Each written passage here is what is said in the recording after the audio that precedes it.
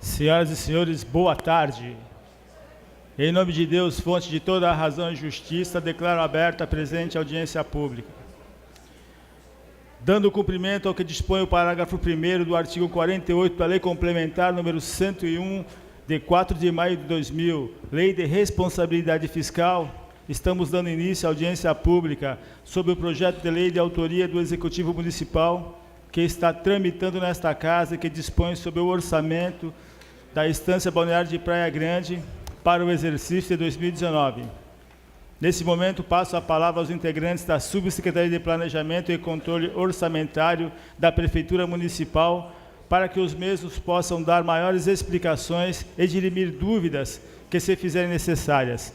Praia Grande, 22 de outubro de 2018, Edinaldo Santos Passos, Raico Vereador.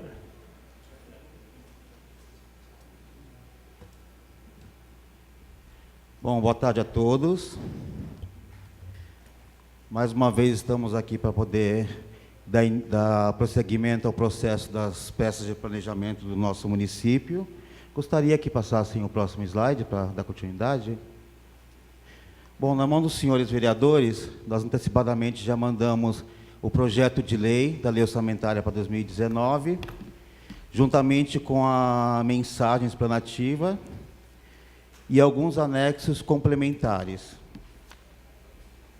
Nós gostaríamos de enfatizar que na elaboração da peça orçamentária, nós tivemos um trabalho maciço em cima da participação popular. Então, para isso, nós disponibilizamos nas redes sociais e também através de canais específicos na nossa internet, um link para a participação popular, onde o munícipe poderia entrar e definir uma área de atuação, e a sua pergunta, onde era encaminhada para cada área, para que fosse respondida em cima disso, perguntas e também sugestões. Também disponibilizamos canais através da ouvidoria municipal, tanto através da internet quanto através do link do número 162, e também através de audiência pública, que nós chamamos de audiência pública de elaboração, realizada pelo Poder Executivo, onde nós também já previamente trabalhamos as propostas em cima da peça orçamentária. O próximo slide. Aqui nós fizemos um pequeno esboço das propostas recebidas. Pode-se perceber que tivemos propostas praticamente em quase todas as áreas. Logicamente, a nível nacional, a maior parte de propostas estão vinculadas à área da saúde. Logo após, nós temos um pequeno ranking de área de meio ambiente, infraestrutura, educação, assistência social, e assim dentre as mais variadas áreas. O próximo slide, por gentileza. Aqui é mais a parte técnica da elaboração da peça. Então, nós tivemos um PPA que está em vigência. Então, a LOA está em consonância não só nas metas físicas quanto financeiras, com o PPA e também com a LDO, que foi entregue nessa casa até o dia 30 de abril. Então, aí nós podemos dizer que está totalmente compatível com as duas peças anteriormente elaboradas.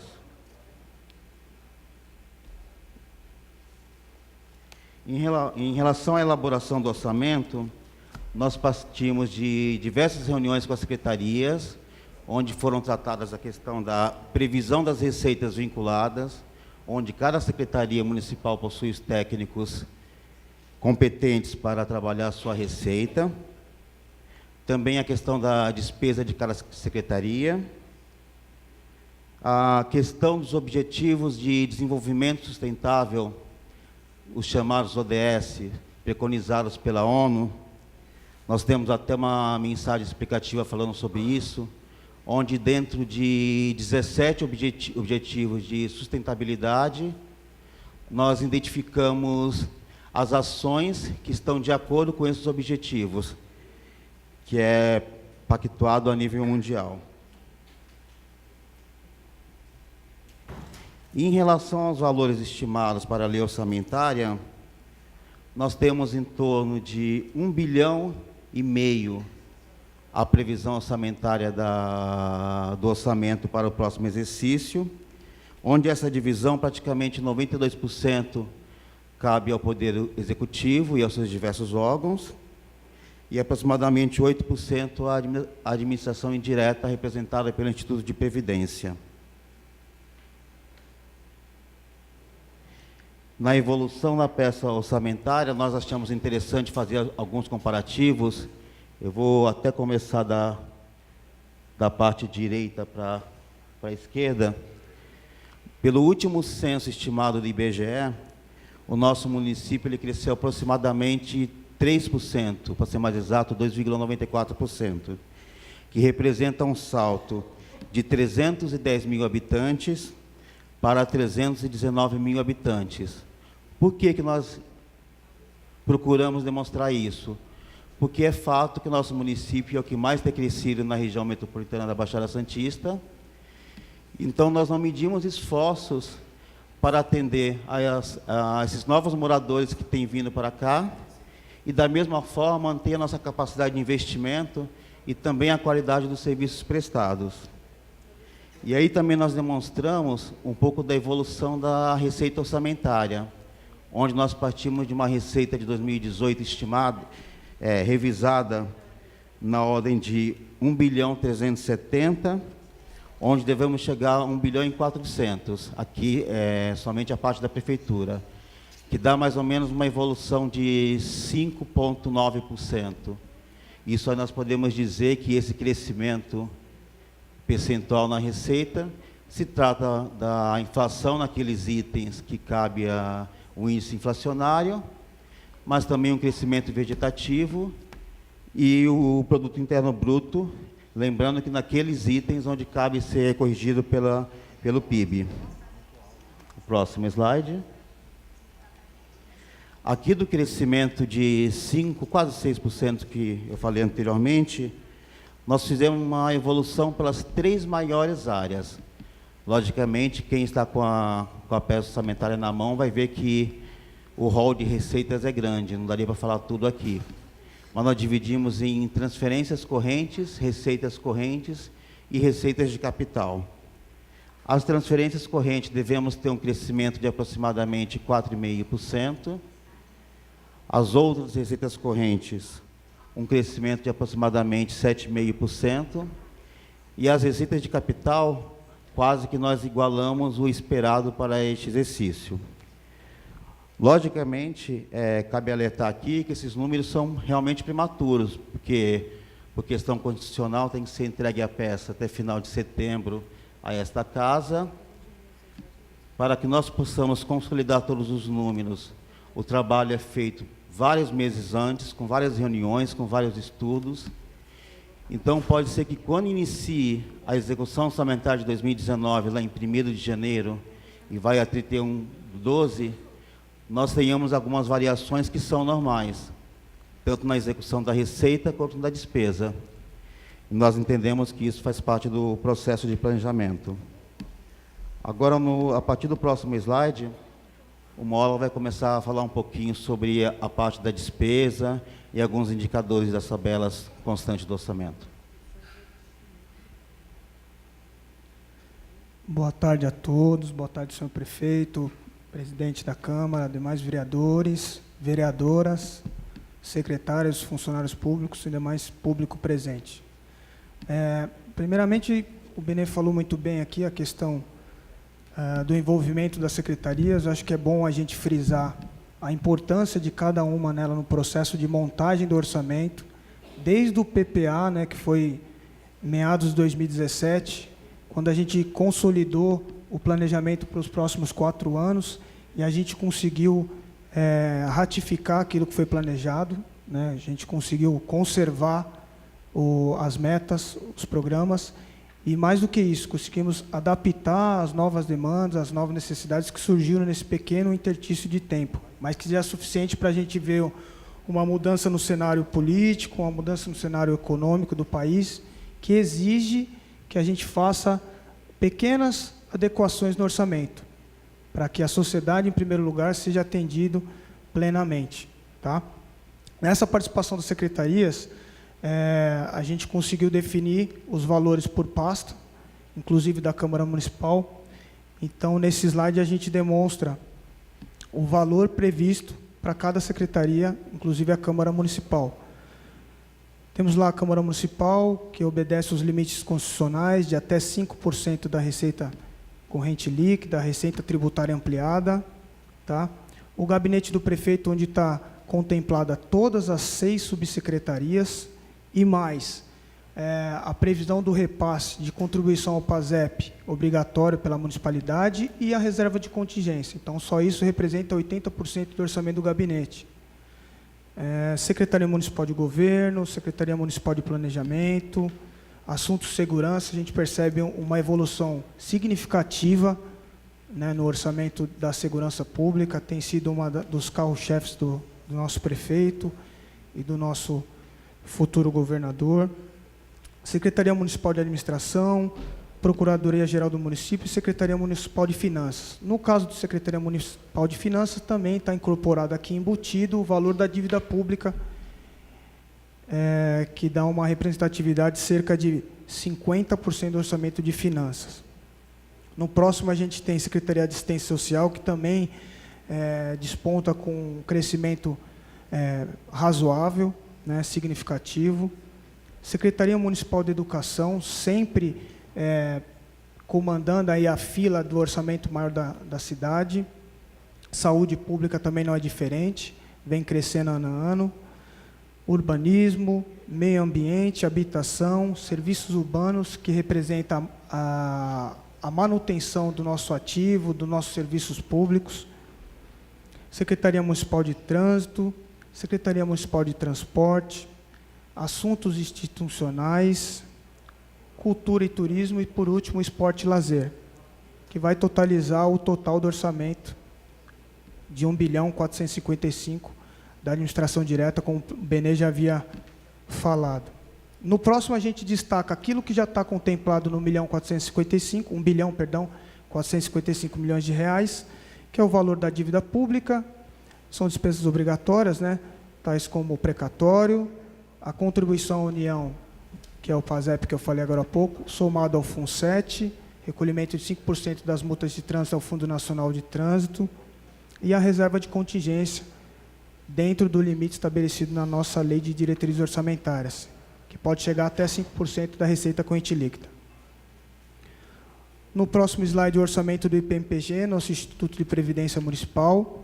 Eu separei aquilo que é utilizado pelo Instituto para pagamento das aposentadorias dos nossos segurados, né, pensionistas, aquilo que vai ser destinado ao pagamento de precatórios, em torno de R$50 mil, e a reserva do regime próprio, que vai fazer frente aos futuros pagamentos dos futuros aposentados e pensionistas, que soma R$121 milhões aproximadamente.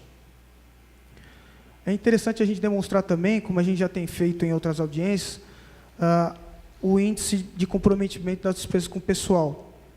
O Tribunal de Contas, a Lei de Responsabilidade Fiscal, melhor falando, estipula um limite de 56% no município, onde esse limite 60% para o município, 54% do executivo. Só que o tribunal trabalha com 90% desse valor, que representa 48,60. Bom, esse limite nada mais é do que um alerta.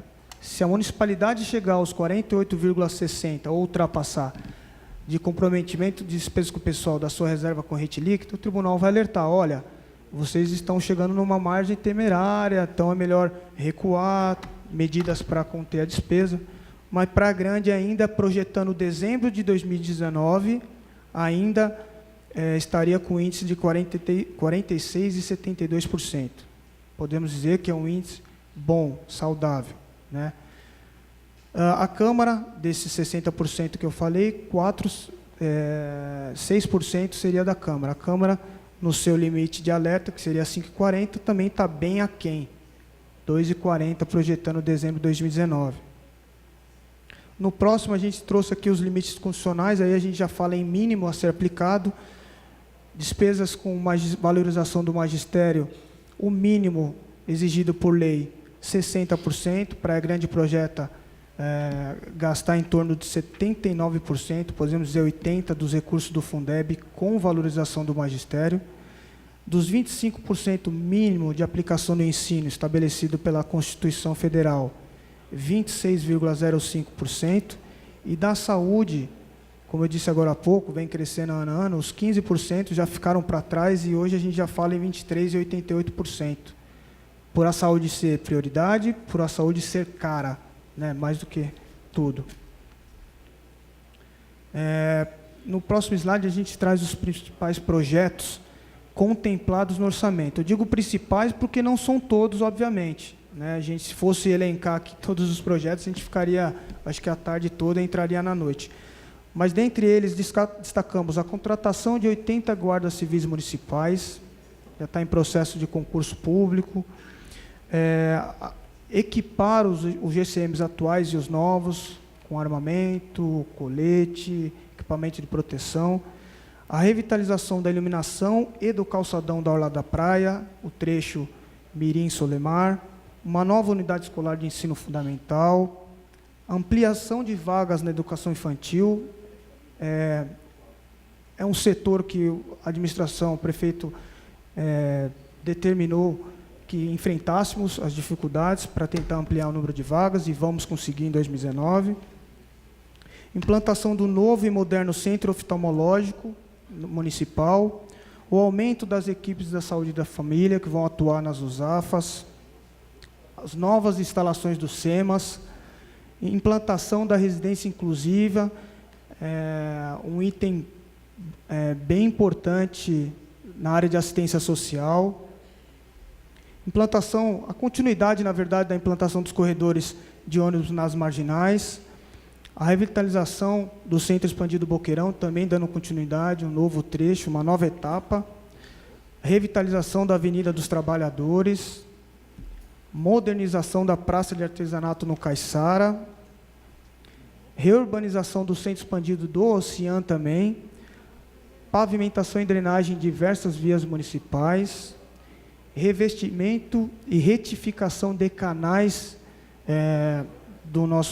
da nossa cidade, do nosso município, execução de mais ciclovias, fomos em busca do recorde mundial, reurbanização de praças e vias municipais e o término da obra para a implantação do Centro de Iniciação ao Esporte, o CIE. Então, esses são os principais projetos, como eu disse, não são todos, e pretendemos não se alongar muito para que vocês tenham tempo de perguntar, questionar e participar aqui da audiência. Eu agradeço e a gente se coloca à disposição. Obrigado. E, nesse momento, passo a palavra ao ilustríssimo senhor prefeito municipal, Dr. Alberto Pereira Mourão.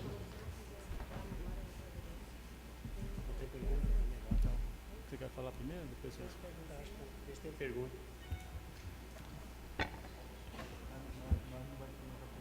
Nesse momento, passo a palavra aos senhores vereadores, então, para que fiquem à vontade e façam tirem suas dúvidas.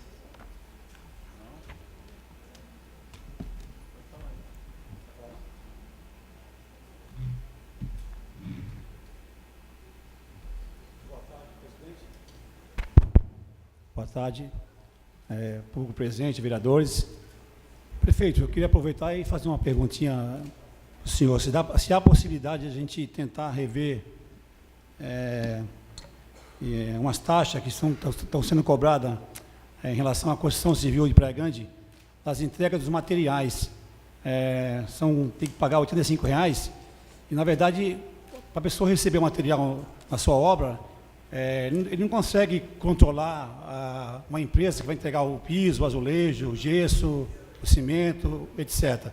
Então, estão sendo cobradas e o trânsito está apertando as pessoas que estão descarregando o material nas obras para poder recolher R$ 85,00. E algumas pessoas me procuraram e eu fiquei de rever para a gente tentar amenizar essa situação. Primeira pergunta é essa. Segunda, em relação ao IPTU de Praia Grande, IPTU nosso, a gente sabe que é caro e o senhor não pode abrir mão da receita. Isso aí eu entendo como parlamentar, certo? Só que, hoje, a correção do IPTU é muito cara, prefeito. Por quê? É cobrada 2% ao mês, mais 10% ao ano, mais multas, mais juros. Então, pesa muito para uma pessoa que faz um parcelamento de um IPTU e, às vezes, não consegue pagar. Pessoas que têm... Às vezes, pessoas que têm grana, às vezes, não estão conseguindo pagar o IPTU hoje, imagina um aposentado e um pensionista. E também, até porque hoje, a pessoa que não paga IPTU é rápida hoje, o bloqueio de conta, bloqueio de automóveis, bloqueio do seu imóvel, é bloqueado hoje. Concordo que tem que ser bloqueado mesmo, não estou falando que eu sou contra isso. Mas acho que a taxa de juros é muito alta, acho que não sei se o senhor daria para o senhor rever isso, tá? Não sei se você já fez esse cálculo, quando vira o ano, é muito caro. E também tem um outro agravante, quando você faz o parcelamento, tá? Uma pessoa fez um parcelamento lá, 36.926, pagou 7 parcelas, aí se apertou, não conseguiu pagar. Ela foi fazer um novo refinanciamento, voltou o que era. Para ela fazer o novo parcelamento em 36 vezes, ficou 36.800. Então, a pessoa perde muito com isso. Será que não há possibilidade de o senhor rever isso, esses juros e multas, para a pessoa tentar fazer o acordo e conseguir, até o final, cumprir com o seu acordo? Aí eu estou fazendo a sua pergunta, para ver se há a possibilidade de a gente fazer isso.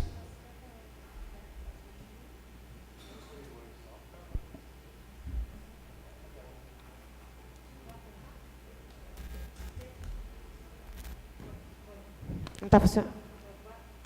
Boa tarde, presidente. Boa tarde, prefeito e público presente. Hoje, prefeito, saiu na tribuna a questão da regularização fundiária da Baixada Santista. E Praia Grande tem um menor índice. Falou que 2.720 famílias aguardam títulos.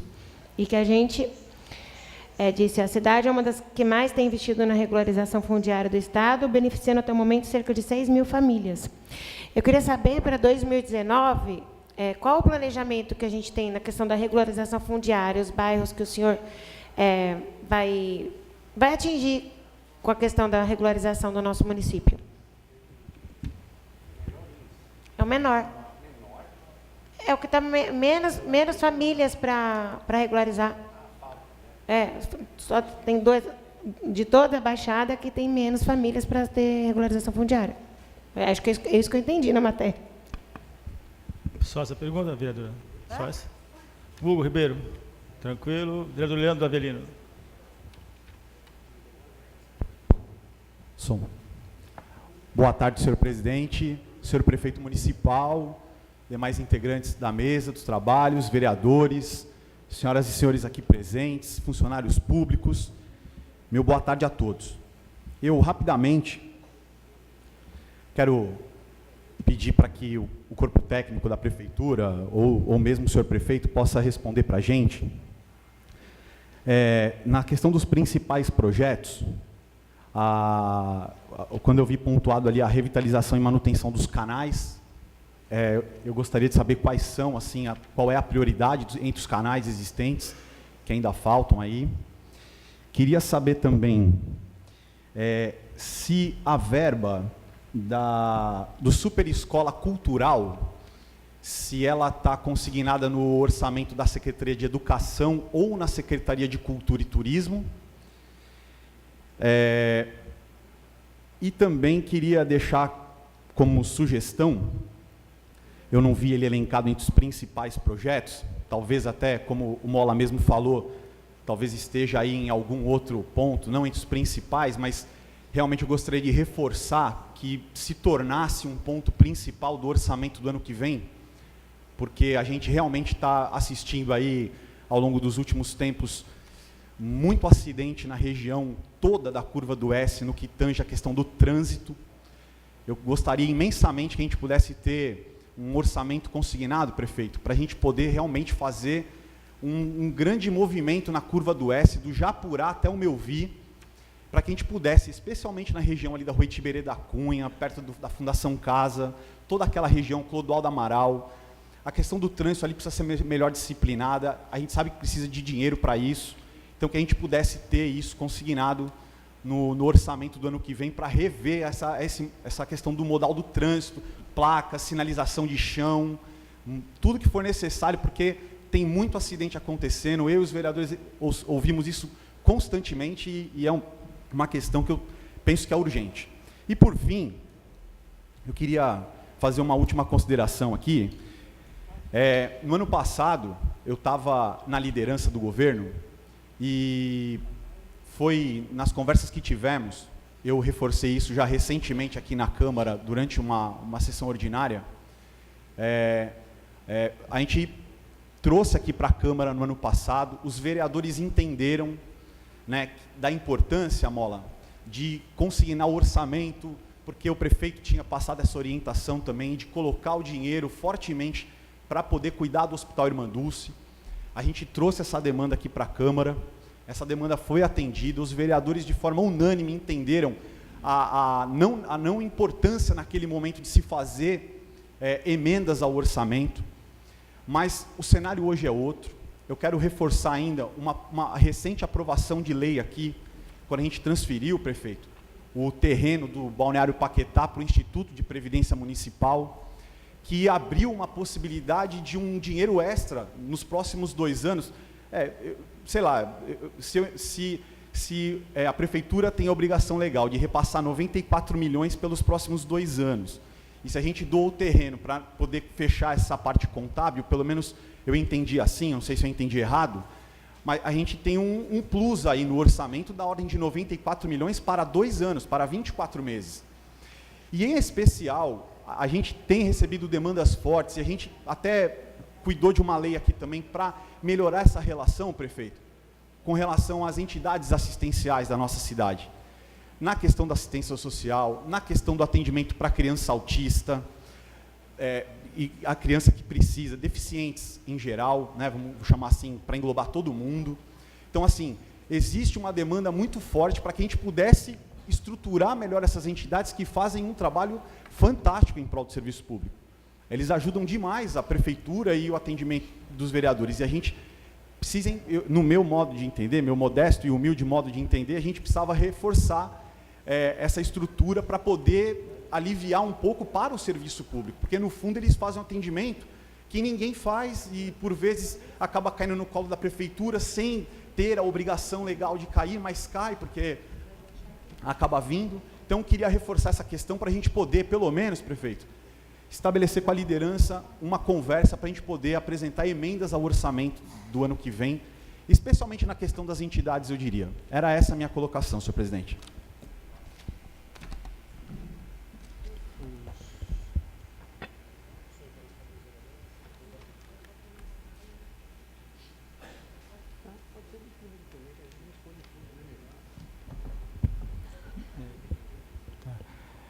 Eu quero abrir aqui a palavra ao público presente.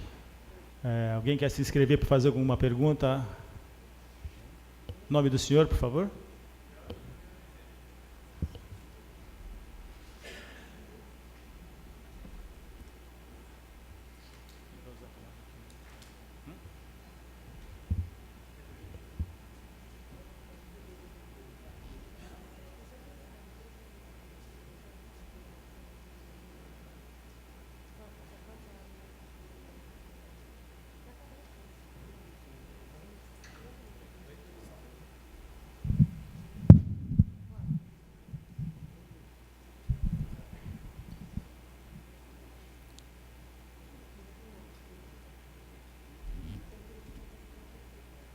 Boa tarde a todos. Meu nome é Fabiano, sou ambulante e queria direcionar a palavra ao excelentíssimo prefeito, né? Eu faço parte de uma associação, Carrinheiros e Ambulantes, a qual o ano passado a gente veio de várias manifestações aí com o projeto de lei, que eu sei que esse projeto foi para a melhoria da cidade, né? E a questão é, as pessoas que não têm nenhum tipo de licença, que trabalha já há anos, né, e não consegue se regularizar, se tem algum projeto para poder estar incluindo essas pessoas não a partir de maio de 2018, mas para essa temporada, o que se pode fazer? Eu tenho uma listagem aqui que tem aproximadamente 325 nomes, a qual já chegou na mão do excelentíssimo prefeito, acredito eu, ou da Maura, né? Para quê? Para poder tentar resolver. Esses nomes aqui dessas pessoas, tem pessoas que já têm licença, porém estava com problema de regularização, e agora conseguiu se resolver algumas pessoas, né? Das pessoas que tem com a gente aqui, tem 45 nomes que conseguiu resolver a situação. Os demais não. Então eu queria assim pedir para o prefeito dar uma analisada, né, nesses documentos para poder ver se consegue colocar essas pessoas para poder trabalhar, né? Que são famílias, são munícipes daqui, não depende da praia, né? A gente não quer colocar as pessoas de fora, porque o que acontece? Quando chegar a temporada, a fiscalização vai passar e acaba pegando os moradores e os de fora que vêm aqui só para arrecadar o dinheiro e gastar fora do munícipe e acaba sendo beneficiado, e os moradores não. Então, é por isso que eu estou aqui, para poder ver se pode nos ajudar de uma melhor forma. Tá bom? Essa é a minha palavra. Alguma outra pessoa quer fazer alguma consideração? Pode encerrar? Então, nesse momento, eu passo a palavra ao excelentíssimo senhor prefeito municipal, doutor Alberto Pereira Mourão. Bom, primeiramente, boa tarde a todos. Queria saudar os vereadores, agradecer aí a oportunidade de estar aqui mais uma vez na Câmara. Eu procuro sempre vir a algumas audiências, a maioria, acho que 80%, 90% das audiências, principalmente da lei orçamentária e da LDO, sempre nós procuramos estar presente na Câmara, coisa que a maior parte dos prefeitos nenhum faz, né? E algumas perguntas, até a maioria delas, não tem o cunho de lei orçamentária. Obrigado pela luz. Não tem esse objetivo orçamentário, né? Porque questão do carrinheiro, mas nós vamos tentar responder assim mesmo. Começando pela questão do rômulo da taxa para fechamento de rua. Eu acho que entendi que se cobra uma taxa de fechamento de rua, isso é para você não onerar as outras pessoas da cidade, até porque quando se faz uma obra de grande porte, que tem que fechar a rua para fazer concretagem, às vezes uma obra que faz concretagem, que tem 20, 30 lajes, e que você tem que fechar a cada 20 dias uma rua, e você faz um desvio grande, você requer cavalete, você requer agente de trânsito. Em São Paulo, eles usam, inclusive, uma dinâmica diferente. Lá existe um auxiliar de trânsito, não sei o nome que eles dão, que eles ficam de colete, e são empresas particulares que a empresa tem que contratar para fazer o desvio, e que custa muito mais caro. Nós não cobramos o custo real disso tudo, mas não podemos deixar de fazer a fiscalização de trânsito, que ele acabou de pegar e me pedir para fazer, o Leandro. Se eu ponho muita gente nessa operação, eu não tenho gente lá fiscalizando o trânsito na periferia. Então, a gente já sabe se escapa ou subia. Mas se eu contrato mais gente, eu passo do volume de gasto com o pessoal. Então, você fica no limbo. Cada receita que você abre mão é menos um volume que se arrecada de receita corrente líquida, que permite que você gaste um pouco mais com folha de pagamento. Então, é uma questão de opção. Né? O Poder Legislativo não tem o papel de dar serviços sem ter a contrapartida de recolher contribuições. Se nós não existe, como é que diz aquela popular, né?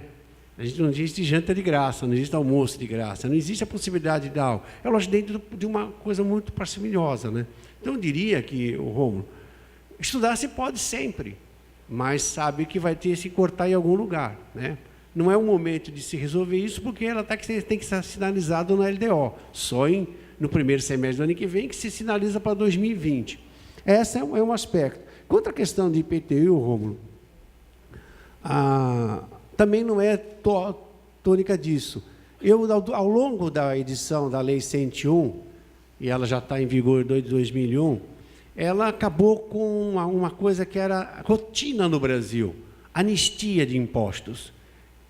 E isso aqui era uma rotina muito grande na cidade de Praia Grande. As pessoas esperavam sempre o dia que o executivo ia mandar para esta casa, e eu fui vereador aqui, eu vi assistir diversas vezes isso. Era uma loucura. Porque grandes donos de grandes áreas, eles acabavam zerando seus impostos nessa maneira, porque ainda a inflação alta, quando mandava para cá a lei abria mão da inflação, que ele virava traço. Tá? Graças a Deus veio a 201, e ela falou assim, ó, a 101, e falou, está proibido abrir mão de receita sem fazer a contrapartida, ou redução de despesa, ou aumento de outros tributos, para você fazer a compensação. E veio mais forte, não pode abrir mão, né, de parte daquele tributo que está condicionado a uma sanção. Né? A sanção seria a correção, a sanção seria os juros, a sanção seria a multa. Que não é receita, mas, de qualquer maneira, ela prevê, porque ela, dentro de uma fase, uma série histórica, você tem ali uma arrecadação que faz parte desse processo, porque vai sempre existir dívida ativa, não vai deixar de existir. Alguém está deixando de pagar, por um fator econômico, por sucessão hereditária, deixa de pagar, porque abandono do imóvel, porque o litígio entre os filhos, os herdeiros, acaba criando isso. Bom, o que eu vejo, Rômulo, eu defendo, e eu não consegui parecer nesse sentido, de que a correção tem que ser igual ao do imposto. Porque a correção ela é maior, às vezes, que do imposto, se a gente for ver. Nós corrigimos por um indicativo, e às vezes chegamos a não aumentar em alguns anos, e em compensação, ela vem numa atuada de inflacionária. E isso, eu venho defendendo que, se fosse fazer uma anistia, tinha que ser o valor presente, está devendo 5 anos, paga os últimos 5 anos que está devendo no valor do imposto desse ano, com a multa de 2%, que era para chamar todo mundo para pôr em dia a sua vida tributária. Isso nunca conseguiu uma parecer favorável. Entendeu? Porque eu achava que era uma forma de estimular a redução substancial da dívida ativa. Então, não é só um sonho seu, mas é uma vontade que eu tenho de fazer e não conseguir posição favorável que dê segurança à municipalidade de não estar infringindo a 101. Tá?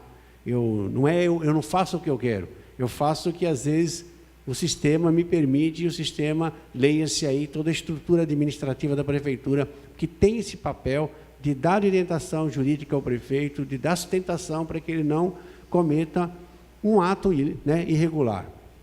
Então, assim, acho que a gente já abriu mão da parte da taxa de juros também, baixamos para 6%, reduzimos para 6%,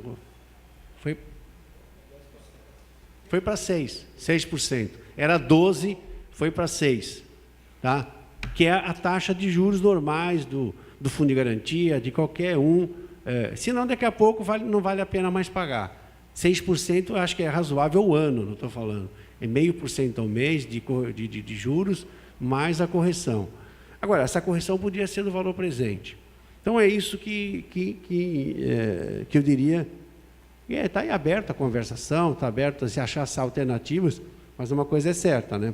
Esses dois mecanismos, eles vêm para não prejudicar os outros, quem pagou ou quem está pagando pela atividade do outro econômica. A gente tem que ter essa coisa, né, Rômulo? Eu vou construir um prédio, vou ganhar dinheiro com isso. Não é essa taxa que vai fazer esse prédio ficar inviável, mas a soma de todos os prédios está tomando dinheiro do trânsito, está tomando dinheiro de alguém. Alguém vai morrer em outro canto pela ausência de um agente de trânsito. Alguém vai ficar sem uma placa de trânsito porque você colocou para fazer serviço para terceiro que tem um lucro. Essa taxa é tão pequena, perto de milhões que custa um prédio, que ela se torna insignificante. Imagine um prédio desse porte, que investe numa obra de 10 mil metros, em torno de 20 milhões só na construção. Imagine de 20 milhões você gastar 30 mil durante uma obra, de taxa de desvio de trânsito. É insignificante, mas 30 mil de mais de 100 obras na cidade, que a gente deixar de cobrar, vai tirar dinheiro de contratação e de pagamento e remuneração e de expansão de investimentos em equipamentos como o OCR, como agora a fiscalização de controle de estacionamentos, que irão ano que vem. Então, a gente tem que escolher. Administrar é uma posição de escolha. Se a gente administra para meia dúzia ou administra para o coletivo. Quando você administra para meia dúzia, é tempo para você desagradar no médio prazo, uma sociedade. Bom, então a questão da Janaína... Rapidinho, falar só rapidinho, prefeito. Na verdade, assim, a taxa, essa taxa que eu estou falando, que estou me referindo, até então, a prefeitura estava cobra, que eu também concordo com isso. O cara concretar um prédio, eu acho que demora quase o dia inteiro, às vezes até mais de um dia. Tá? Concordo que tem que cobrar. Mas essa taxa que está sendo cobrada, prefeito, você não tem como controlar. O empresário, ele não tem como adivinhar que hora que vai vir o bloco, que hora que vai vir o cimento, que hora que vai vir o piso, que hora que vai vir... Ele não tem, entendeu? São várias pessoas, várias reclamações. Eu não estou defendendo meia dúzia. Eu acho que é um todo. Eu não brigo por uma categoria, é no geral. Mas se o senhor não quer fazer, não dá para fazer, não tem problema, entendeu? Eu vou falar assim, que nem a gente fala. Por que o Paraná, o IPVA é 2%, São Paulo é 4%? Por que as empresas vão para lá? Porque os caras dão incentivo no Paraná, redução de imposto. Por que São Paulo não faz isso? A gente perde várias empresas, prefeito, por causa do imposto que a gente paga aqui. É muito caro. Por que o nosso PVA é 4% e lá é 2%? Será que os caras estão abrindo mão da receita? Eu acho que, acho que tem que conversar. Eu acho assim, eu quando falo uma coisa, eu me ponho no lugar das pessoas. Porque tem pessoas de idade, eu não estou falando por mim e nem por empresário, porque esse cara tem que pagar mesmo, concordo. Uma pessoa idosa, aposentada, pensionista, deficiente, que a Praia Grande tem muito idoso hoje, e ela não consegue pagar o CPTU. Ela vai fazer uma dívida que eu vejo lá de 10 anos, ela não vai cumprir, prefeito. Não vai, porque ela está pagando a dívida e mais o imposto atual. Entendeu? Não estou criticando, É o meu modo de pensar, e eu acho que precisava a gente rever isso, porque... Mas você tem que alterar a lei federal. Eu estou te falando que a lei federal, a lei de responsabilidade fiscal, o decreto 101, ela proíbe, veda a prefeitura de abrir mão disso. Foi exatamente para nos fazer discurso político que se fazia antigamente nas campanhas, que quando chegava na eleição, todo mundo ofertava esse tipo de jogo, que eu vou baixar os impostos, que eu vou reduzir isso, que eu vou reduzir aquilo... E depois chegava lá, ele acabava com o orçamento e não conseguia atender as necessidades da sociedade. Então, houve um passa-régua nesse processo do discurso errado, entendeu? Um discurso... A gente precisa diminuir o serviço ou aumentar tributos. Nós não estamos aumentando nada. Agora, se você cobrar menos do que você cobrou daquele cara que pagou, você está sendo irresponsável e incoerente, porque você está cobrando menos para o cara que atrasou do que alguém que pagou em dia. E aí, sabe o que vai acontecer? Vai cair a arrecadação, e quando cai a arrecadação, vai faltar para os outros setores. Porque quando você desabitua a pessoa de que vale a pena atrasar, não tenha dúvida que você vai perder receita. Então, quero que você entenda que eu disse que para mim, se o cara está devendo 5 anos, se ele pagasse os 5 corrigidos pelo valor presente, mais 2% de multa, que é a multa mínima, ele já estaria sendo punido com a multa. Mas nem isso pode fazer. Então, nós temos que seguir a lei federal. Não é o que você quer, é o que eu quero. É o que a lei diz. Vamos tentar buscar mudar isso aí, porque eu acho que... Mas a lei federal, você tem que fazer uma emenda constitucional. Eu entendo que você não pode abrir mão da receita, mas não dos juros de multa. Não sei. A gente precisa ver juridicamente... A multa você pode tirar no mínimo. Os juros você pode fazer para 6%. Agora, como é que você vai, daqui a pouco, só ter a correção? Não, você precisa entender isso. Não, entendo, prefeito. Depois você pega com calma, você olha, você faz um cálculo, quando virar um ano, quando você vai pagar mais de 25% de juros. Dá até mais. Eu fiz por cima, dá muito mais disso aí. Eu acho que assim... mas aí, se o cara está com 10 anos sem pagar... Ele vai pagar 6 de juros, ele tem 60% de juros. Mas é porque ele está 10 anos sem pagar. Se ele estiver devendo 1 ano, ele tem 6%. Se ele está devendo 2 anos, ele tem 12%. Os juros é compatível pelo tempo que você está atrasado. Não é a questão. Agora, que você precisa perguntar para alguém que pagou em dia, se ele se sente satisfeito de que você cobre dele. Mas, pessoal, vamos e convenhamos quem paga em dia... Então, você está defendendo aquelas... 90% das pessoas pagam em dia os seus tributos. Não, mas quem paga você acha que aquelas 90% vão ficar satisfeitos com o seu discurso? E com a sua reivindicação? Então, você está indo contra 200 mil pessoas, 300 mil pessoas. Não, eu tô não, você contra. tá, Não, o seu discurso é contra eles. Não estou contra, Você não. perguntar para o seu eleitor que paga em dia se ele quer isso. Jamais. Já perguntar para o seu eleitor que não quer pancar a obra do outro, não cobre taxa. Pergunta para ele. Pergunta para o seu eleitor. Agora, pergunta para o seu eleitor que não tem obra. Prefeito, você sabe que quem paga em Você dias... sabe quantos estabelecimentos comerciais tem na cidade? Mais de 25 mil estabelecimentos comerciais. Sabe quantos fazem obra? 100. Eu não posso legislar para 100 e ferrar 25 Não, não estou falando para você não fazer, estou falando para a gente assim, tentar se adequar, conversar, amenizar um pouco, porque os caras também pagam imposto em INSS e pagam bem aqui na cidade, não é pouco. Entendeu? Assim, a gente tem que dar uma balançada no negócio, senão fica difícil, né, prefeito? Tá bom. Só estou tentando argumentar. Ô, Janaína, de fato, para nós, a matéria é extremamente importante. Não? Hoje nós temos 84 mil imóveis na Baixada, talvez esses números até não sejam tão... na Baixada Santista, todos para serem regularizados. Pregantes têm feito a sua parte. Você sabe que para regularizar uma área, ela tem que ter um mínimo de condições. Não basta estar irregular, não basta não ter titularidade. Ela precisa, para ser regularizada pela legislação que permitiu isso, que foi o Estatuto da Cidade e outras normas complementares, estabeleceu que tem que ter infraestrutura. Às vezes tem água, tem luz, mas não tem pavimentação, não tem rede as outras redes complementares. Arruamento reconhecido é uma porção de fatores para você fazer a regularização fundiária. Com isso, Praia Grande sai na frente porque hoje quase 100% das ruas são pavimentadas. Automaticamente, principalmente na periferia, nós conseguimos fazer a regularização fundiária a passos largos e identificamos que nós teríamos que regularizar quase 7.800 imóveis, né, Serrano? Essa é uma meta nossa, 7.800 imóveis, o que levaria a uma regularização de da situação de 7 mil famílias, aí serão 25, 28, 30 mil pessoas. Quase 10% da população de Praia Grande. Essa coisa foi possível porque essas ruas estão todas regularizadas do ponto de vista de urbanismo, tem água, luz, telefone, pavimentação, esgoto, tem tudo que você imagina, rede de drenagem, canais. E com essa situação, a administração concentrou o esforço na parte jurídica, fazer topografia, que é investimento alto para você regularizar. A topografia é uma das partes mais caras, que não é só fazer o levantamento topográfico.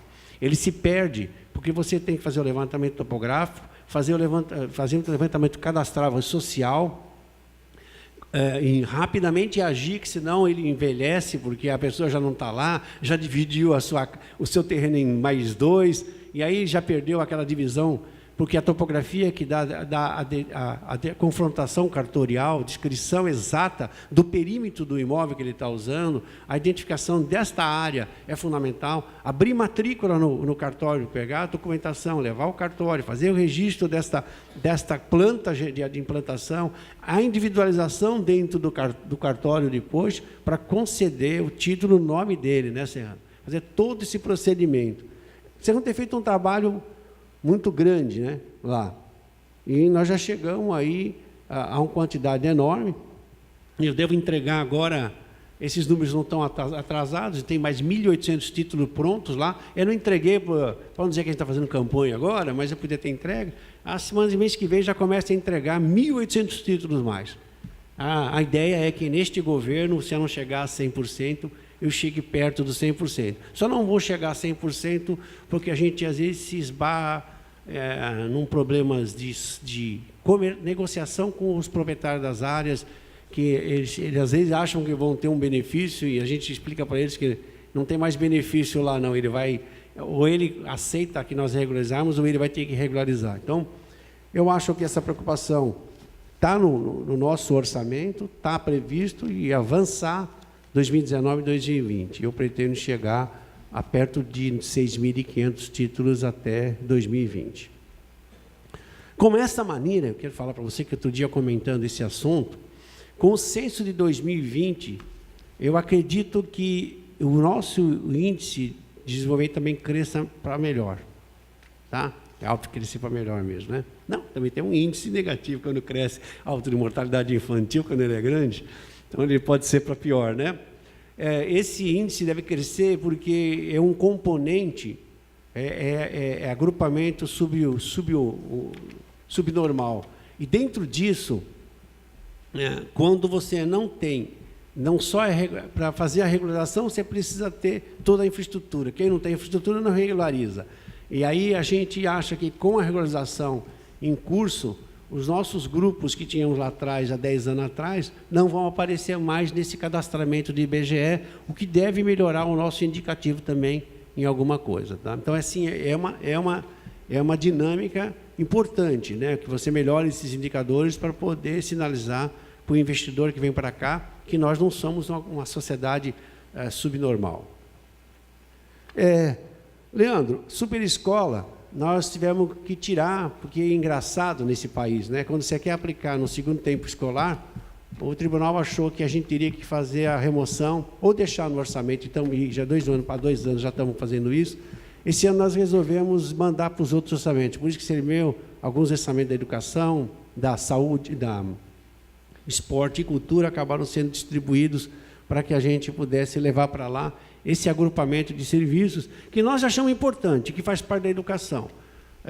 Nós não queremos discutir, não vamos discutir com eles, vamos aceitar temporariamente essa situação, mas vamos perdurar, porque eu acho que dar 2 horas a mais de aula é melhor do que estar na rua. Tá? É muito melhor. Então, a superescola cultural e esportiva ela foi tirada para outro setor. Os canais, eu vou falar na frente dos canais, aí já dou a resposta para você. Aí falo da Avenida Cidadão e falo também disso. Tá? Mas acho que é melhor falar. Quanto à questão é uma das coisas que tem crescido bastante. Na Curva do S tem 70 mil habitantes. Quando você vai, daqui a pouco, para a Curva do S, em direção lá ao bairro do Trevo, você cria fila todo dia que chega ali na Ocean, quase. Na chegada, a partir das 4h30, e na vinda de manhã, a partir das 7 horas. E o pessoal do trânsito está abanando a cabeça, é verdade, eu conheço bem. E aí, o que acontece? Eu costumo falar nas reuniões que é melhor reclamar de trânsito do que reclamar de outra coisa, né? É sinal que a cidade está bem. Quando começa a reclamar de farol aqui, farol lá, eu dou risada que não ser um problema menor, né? Sinal de bom, né? Então, a gente sabe que a Curva do S depende das obras de duplicação, é um dos pedidos que eu fiz a um dos candidatos que eu estou apoiando, que a gente faça a duplicação desse viaduto, é fundamental para a gente. Faça 2 passagens, uma no Jardim Princesa e uma na Cidade da Criança, né? É a passagem inferior, na duplicação da Padre da Nóbrega, na nova concessão da Imigrantes. E dentro dessa dinâmica, aqueles bairros do Trevo, os 4 bairros, eles têm um volume muito grande de carro, entrando e saindo, é uma loucura, você fica ali, é muito carro, muito, muito. Ela deixou de ser um bairro, né? Os bairros da cidade são os bairros bons hoje. Então a administração começa as obras, já licitou, cadê a Heloísa? Está pronto, né? Para começar. Assinar contrato, devemos começar as obras da remodelação da Avenida do Cidadão. Ela desce da Marginal, a gente está fazendo a Diamantino Mourão, calçadas e ciclovia para melhorar a segurança. Há uma reclamação, tinha oficina em cima da ciclovia, tinha pessoas que tinham... a gente precisa optar entre o ônibus e a irregularidade. Eu sou um administrador que gosto de enfrentar os problemas, porque eu acho que eu tenho que administrar para a maioria, não para a minoria. A minoria tem que ser respeitada, mas a minoria tem que ser respeitada desde que ela esteja com a razão, não aquele que quer se beneficiar em detrimento dos outros. Esta minoria não deve ser atendida, né? Você faz as coisas para a minoria. É diferente de fazer as coisas para a minoria que não tem direito a este benefício, a esse beneplácito da administração. Neste ponto, a gente entendeu que o trânsito precisa andar para que o ônibus possa andar. Nós temos um problema de fluxo, de velocidade no sistema. Para que a velocidade no sistema aconteça, eu preciso ter menos carro parado em faixa dupla, eu preciso ter carros não estacionados mais em ruas. É um horror. Você vai para Santos, leva 55 minutos para ir lá. E eu vou até a Avenida Bandeirantes de São Paulo em 45. Quer dizer, Eu ando 60 quilômetros e eu não ando 15, 20 dentro de uma zona urbana. A culpa é de quem fez a opção errada, né? Nesse ponto, Leandro, a Avenida Cidadão vai ser remodelada, descendo da Marginal em direção à Serra, naquela rua principal que ela passa, e vai virar à esquerda toda essa circulação dela até chegar aqui no Melvi e retornar à Marginal. Esse trecho ela vai sofrer intervenção de calçadas, acessibilidade de pedestres, porque é fundamental tirar as pessoas para a calçada, que elas andam muito na rua. Então, acessibilidade no ponto de vista de pedestre, né? Ponto de ônibus, reforço do recapeamento das ruas, enfim, e ruas que possam ser amanhã receber mão única, vão receber mão única, fazendo um binário com a outra rua, para melhorar o fluxo nesses bairros, fazer com que o ônibus melhore e que o trânsito fique melhor, com mais segurança, com sinalização. Dentro do projeto tem sinalização viária, placas e todo o sistema que vão ser implantados, que foi o trânsito que fez, né, Paulo, para poder desenvolver o projeto da remodelação da Avenida Cidadão, que também será feito na Avenida dos Trabalhadores. Nós estamos trabalhando hoje na direção da Tupi, já vocês podem perceber calçadas, acessibilidade, com piso tático, recapeamento das ruas, já chegamos na São Jorge, vai ter uma grande rotatória ali no entrocamento do fundo do cemitério, onde fica a CESURB com a Trabalhadores, é uma rotatória que vai redistribuir o trânsito para onde? Quem vem da Expresso Sul da Marginal, entra naquela avenida que acabou de ser entregue pela Prefeitura, margeando o cemitério, passa na rotatória, dobrando à esquerda, ele entra na Trabalhadores, que vai ser executado agora também, ele pode vir em direção a São Jorge e Maxilante, ou ele desce a Avenida do Calipau e vai até o fundo da Vila Sônia. Aquela avenida também, nós estamos um projeto para 2020 de fazer a duplicação dela, e ela vai receber um conjunto habitacional de 1.300 e poucas casas, 1.800, Alex? As casas do Passarelli? 1.600 casas. Então, a gente já está preparando para o grande impacto, é uma cidade dentro de uma cidade. Tá? Virando à esquerda, você vai duplicar ela toda até a Avenida Guaramar, até ali no início das Irmãos Adorno, né? Então, que é onde é o antigo lixão, que é o transbordo, vai ser duplicada. Aonde pode ser duplicada, será duplicada. Aonde não vai ser duplicada, é aquele trecho que fica na rua principal da Cândido ali, até um pedacinho, são 2 ou 3 quadras. Ali nós vamos com mão em direção ao Boqueirão, e quem vem de lá do Boqueirão passa na paralela e sai na outra próxima, e vai ser feito um calçadão a pedido do comércio. Naquele trecho ali tem um calçadão igual a da Cossiva, para trânsito lento, para que a gente possa melhorar até a presença de barzinhos e coisas, fazer a cesta musical ali. Então, aquela parte toda vai ser remodulada. Vai ficar bonito, é uma nova Kennedy ali no trecho. Então, com nova sinalização de trânsito, com investimento em sistema até faróis onde forem precisos serem feitos. Já determinei que também a Secretaria está fazendo, fizemos uma reunião, nós estamos cotando um controle semafórico por à distância, com eletrônico, para algumas, é extremamente caro, então nós vamos optar por Fumimiase, Pernambuco, alguns 4 ou 5 faróis que são complexos, extremamente pesados, com 5 ou 6 tempos, e eu não sei se tem 6 tempos, tem 4 ou 5 ou 6 tempos, então é difícil, fica parado demais, então vai ser investido em alguma coisa, e os outros serão remodelados. A gente vai também estar atento a essa nova sinalização para poder melhorar o fluxo e a segurança. Tá? Então, não está... e aí precisa de recurso, né? Precisa de recurso.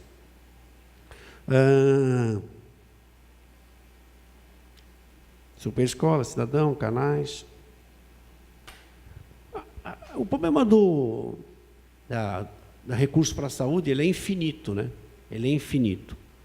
O ano passado, nós fizemos um mutirão no Irmão Dulce de catarata. Não era obrigação. O Estado veio lá, falou que estava fazendo, não fez 100. É sempre assim. Se a Prefeitura vai fazer, eles se acoplam, e todo mundo recebe e acha que eles fizeram. Foram 2.800. 2.500. 2.500 cirurgias de catarata. Nós não tínhamos essa fila. A fila apareceu. Veio gente de São Vicente, veio gente de Mongaguá, veio gente de Itanhaém, e ninguém morre pagão. Acha uma casa para dar um endereço e se apresenta para fazer. Chegou uma hora que eu falei, para que nós não vamos.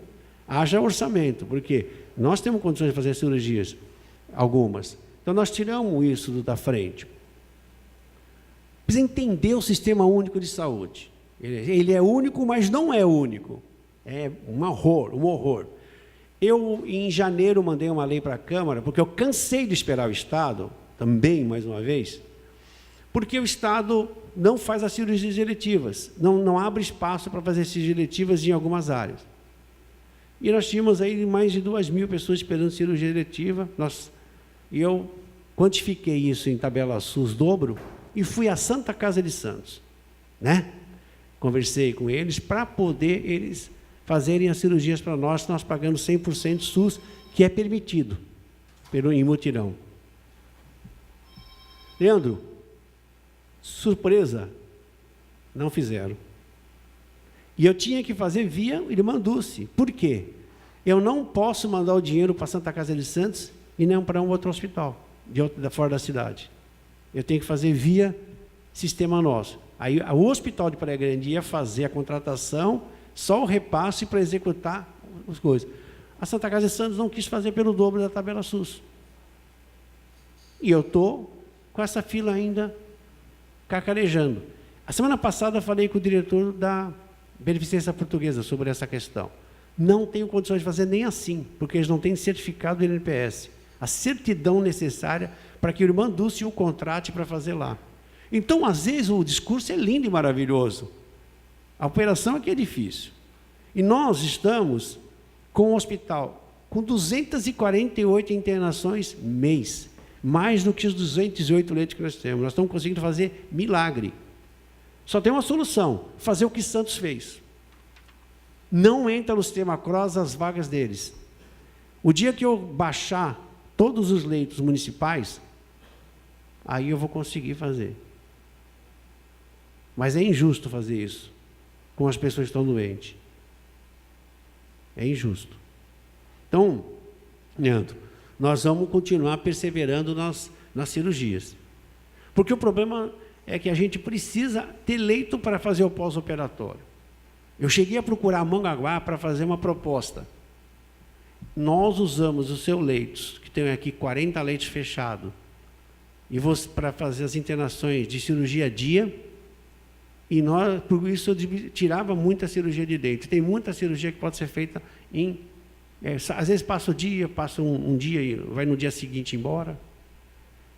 Então, não estamos desatentos com o problema. O problema é estrutural, que o Estado não quer entender. O Estado foi entregue um prédio do SEMAS, do AME, que custou a esta cidade 25 milhões entre prédio e terreno. O Estado fez um acordo que seria 18 mil consultas e exames, onde 50% seria de Praia Grande e 50% para Mongaguá, Itaim e Peruíbe. O Estado hoje está fazendo 2.000 e tantos procedimentos mês, né, Kleber? Para Praia Grande. Dos 9.000, 2.000 e tanto. E eu fui reclamar, e a diretora regional ainda fez que me contrapor, que era mentira. Mentira, os números estão lá. Manda então abrir os arquivos. Porque é absurdo que nós não tenhamos direito a acesso lá. Então, nós estamos fazendo um quarto dos 18 mil. Não precisa abrir sempre sábado, domingo, não precisa abrir nunca. Faça só autorização para que ponha dinheiro lá. Manda pôr dinheiro lá, manda pagar, manda quem está gerenciando o AME trabalhar normalmente de segunda a sexta, com recurso. Autoriza a fazer 18 mil procedimentos. Parem com esse discurso. Então, não entendo o que acontece. Cansado disso, porque o cidadão é praia-grandense e o esforço tem que ser nosso, infelizmente, é assim que a gente ocupa o espaço do Estado, que é irresponsável. Irresponsável mesmo, quando eu vejo certas coisas, eu acho que o Estado é irresponsável. Falo à vontade, porque o governador também era do meu partido, né, o outro. Então, todos estão no mesmo balaio. Quando eu vejo que mandou 20 milhões para o Hospital do Câncer em Barretos, e não mandou 1 milhão para o Hospital do Câncer de Santos, eu me pergunto o que foi fazer, por que isso? Essa é a pergunta que eu fico possesso da vida. 20 milhões para Barretos, que atende um pouco de cada um de cada estado, mas nós transformamos o Hospital do Câncer de referência, que era o hospital, o Guilherme Álvaro, nós transformamos o Guilherme Álvaro num hospital, sabe do quê? De baixa complexidade. Ele era de alta complexidade. Ele é de oncologia, e a Santa Casa de Coração, e Queimados. Nós estamos fazendo parto, nós estamos fazendo tudo quanto é tipo de cirurgia de média, baixa e alta complexidade. Nós fizemos o quê? Estragamos o hospital. Você não consegue uma vaga de oncologia no Guilherme, consegue? Mas eu mando 20 milhões para Barretos. E o Hospital do Estado está caro quebrando.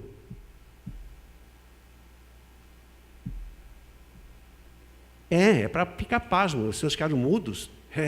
Essa é a realidade. É a realidade crua nossa. Mas eu venho há anos falando sobre isso, só que eu prego no deserto. Prego todo dia no deserto. Então, Leandro, a gente tem problema estrutural de saúde na cidade. Mas pode ter a verdade é que não é culpa nossa. E eu serei um cara que irá cobrar muito. Seja quem esteja no governo. Seja no governo. Tá? Agora, eu mandei contratar e credenciar em clínicas particulares que fazem exames e consultas. Nós zeramos a fila de mamografia, não foi? Nós estamos conseguindo, fazemos 20 mil exames esse mês passado. 21 mil. Eu espero que até dezembro eu consiga zerar todas as filas. Mas tem coisa que a gente nem assim talvez consiga. Tem 49 pacientes, esperando para fazer cateterismo. E não pode fazer no Hospital Irmão Dulce. Tem que ser no Hospital Cardiológico, né? E o Guilherme Álvaro não tem vaga. Mas eu mando 20 milhões para o interior. E deixo o Guilherme Álvaro morrer. Essa é a realidade. 9 pacientes desses 49 estão internados num leito há um mês esperando o exame. Eu gastei mais com ele lá do que eu mandasse fazer um exame que custa R$1.000 e poucos.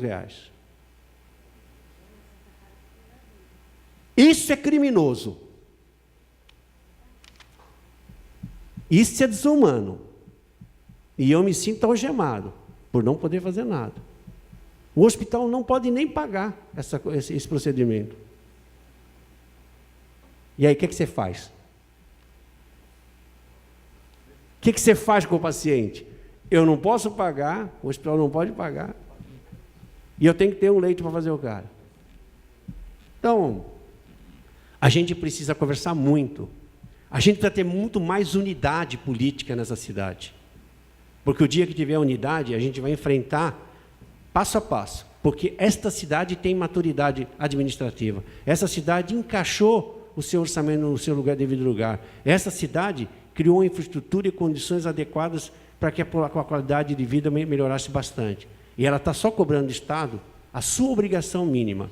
E está cobrando muito não. Está cobrando segurança, melhoria do hospital de alta complexidade, acesso ao sistema CROSS. A gente está pedindo muito pouco para o Estado. Então, Leandro, eu falo assim, a gente não tem...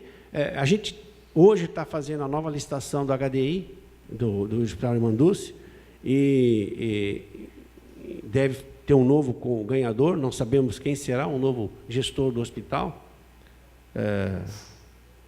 Há problemas estruturais ali que precisam ser resolvidos, provocados pelo Estado também, infelizmente. Não é um discurso contra a candidatura de ninguém, nem nada. Eu quero dizer o seguinte, o Estado ficou 6 meses sem pagar o hospital. O Estado paga a fatura do hospital de... Que dia nós estamos? Fim do mês? Eles ainda vão receber a fatura de... Nós estamos em outubro, setembro, Agosto ou julho. agosto. Não recebeu o mês de agosto. Agora eu lhe pergunto, aquilo não é uma empresa. Ela trabalha com o dinheiro que ela recebe.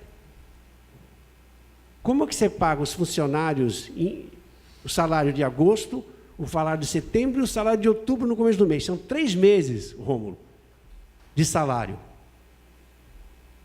E você não recebeu. Como é que dinheiro você paga? Sabe como é que faz? Atrasa o fornecedor para pagar o funcionário.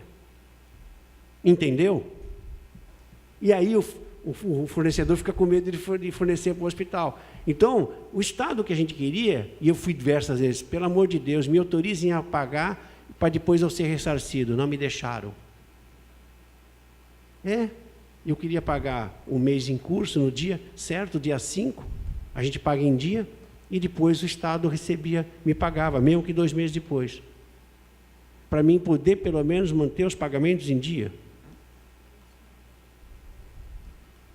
Então, às vezes a gente não se apercebe o quanto um diálogo, uma pressão, em todo mundo junto, a gente começa a enquadrar algumas atitudes equivocadas. Prefeito, só, até para não perder o fio da meada, é só para complementar, quando eu falei da questão do trabalho, da gente puxar as entidades para trabalhar e tal, eu nem me referi especificamente à questão saúde, mas eu me referi especificamente à questão da assistência social, propriamente mas eu dita. não respondi ainda. Então tá bom, beleza. É porque como eu você falou do hospital. Então, é que eu só falei do hospital no que se refere aos acidentes que ocorrem lá por causa dessas questões de trânsito. O problema aqui é mais um problema que nós temos no Brasil. Tem entidades que não entendem que tem que se profissionalizar, até para ser organização não governamental. E tem um novo marco regulatório. O CAMPS teve que se administrar, o CAMPS só vai assinar o contrato com a prefeitura porque se adaptou ao marco regulatório. Senão, o mês que vem ela não teria mais contrato com a gente. É por minha vontade? Não, eu acompanhei bem essa questão do campo aí. Então, as entidades, você sabe que tem 3, 4 milhões em conta, que eu cobro quase que constantemente. Cadê a Gisele? Cobro, né, Gisele? Cobro. Os 2 fundos dela. Para destinar, o senhor diz? As pessoas não têm, porque elas não sabem fazer um plano de trabalho, entendeu? Elas têm que ter. O conselho se reúne, o conselho do idoso, o conselho de assistência social, o conselho da criança e adolescente, tem 3 fundos. As pessoas não sabem fazer proposta. Não tem. Tem dinheiro parado há 6 anos. Entendeu, né? O problema nosso é que tem que ter, até para fazer assistência social filantrópica, tem que ser profissional. Tem que se organizar. Então, não precisa nem fazer verba para lá, tem dinheiro parado, que nós não podemos fazer nada com ele.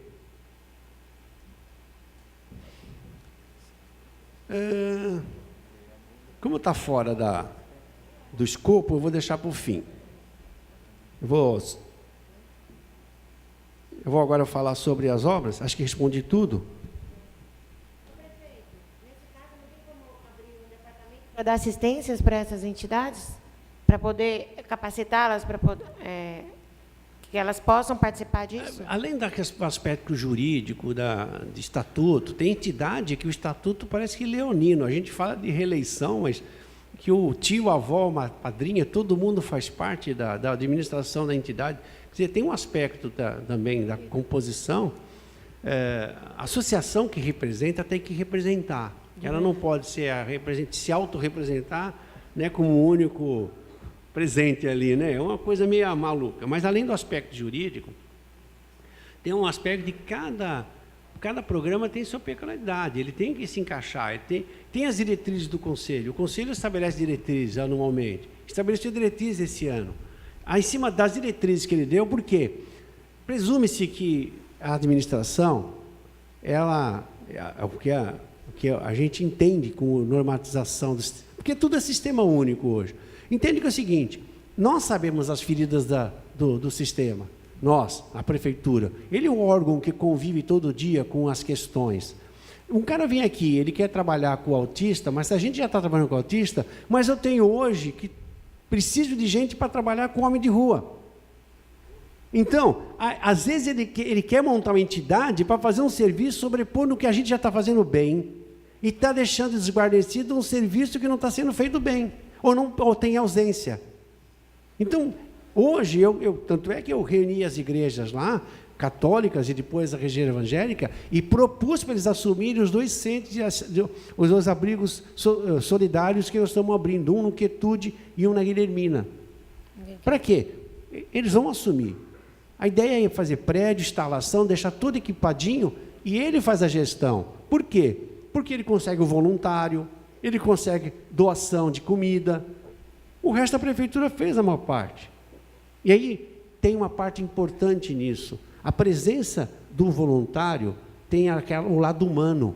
Porque quando o funcionário está lá, não é que não seja humano, mas uma grande parte vai lá por uma obrigação funcional. Você não escolhe quem vai estar lá. Né? Você não tem essa... É concurso público. E às vezes as pessoas vêm, muitas vezes chegaram lá no idoso e iam embora. Falaram, eu não vim aqui para limpar, desculpe, bunda de velho. Falavam assim.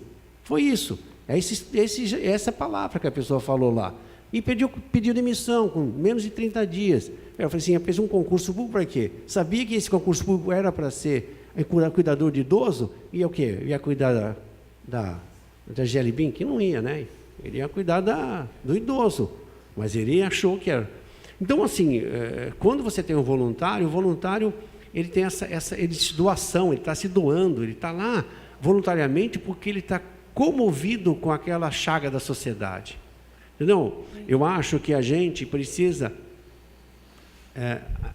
estimular a presença de entidades não governamentais focadas naquilo que a prefeitura ainda não tem, mas que também tenham diretrizes da prefeitura. Por quê? Tem que ser um trabalho técnico, porque senão você não cura a chaga, você só amontoa. Você traz mais problemas, você arrasta mais problemas, tá? Tá bom, prefeito, então. E a questão da saúde que o senhor estava falando, da Santa Casa, que faz alguns tratamentos de câncer, o senhor acompanhou aquele negócio do testículo dos meninos. O Kleber vem acompanhando aqui. O tanto de pessoas que procuram os vereadores, que pensam que vai conseguir vaga, o senhor vê, e culpa o município, culpa o senhor, culpa os vereadores, porque não tem como eles fazerem o tratamento, não é verdade?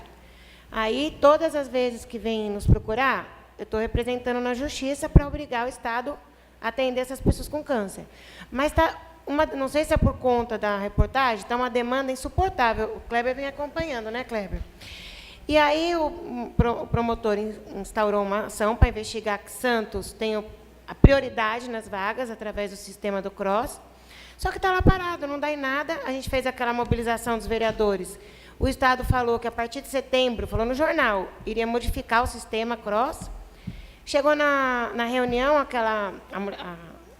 a responsável faltou, mas a técnica disse que não vai mudar nada agora. E vai continuar como está. E o Augusto, quando me ligou, que é o que administra a Santa Casa, falou claramente para mim, as portas estão fechadas para a Praia Grande mesmo, porque o prefeito não quis fazer contrato comigo. Eu falei, mas como que ele não quis fazer contrato? Por quê, né? Ele falou, porque eu não tenho CND. Eu falei, mas como que ele vai fazer um contrato sem CND? Bom, ainda bem que ele confessou, né? Agora, eu acho, prefeito, e eu achava que a gente podia se unir aqui, os vereadores, chamasse ele aqui para se explicar por que ele fala isso, que fecha as portas para a gente, porque o CROSS está fazendo isso conosco, porque está morrendo pessoas diariamente com câncer sem tratamento. A gente tem que colocar no lugar da nossa família. Para mim, eu perco sono, às vezes, que elas ficam desesperadas, as pessoas. Alguma coisa a gente tem que fazer com isso. A partir de janeiro nós vamos fazer, seja com quem for.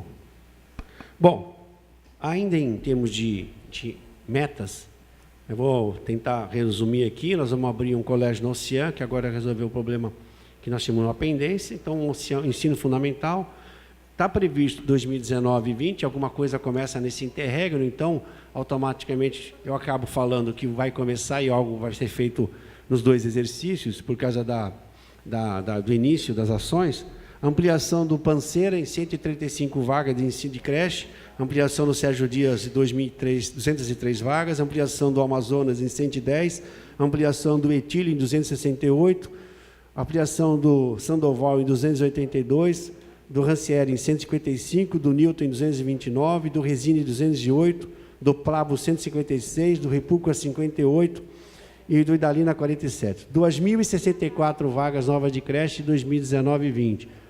O que contempla mais do que a vaga em demanda que tem. Nós temos 1.000 vagas hoje, temos 1.000 procurando. Então, nós vamos ter 3.000 vagas e... Então, a gente tem um investimento planejado de expansão, de ampliação, nessas regiões que tinham possibilidade de serem ampliadas as unidades novas, as unidades.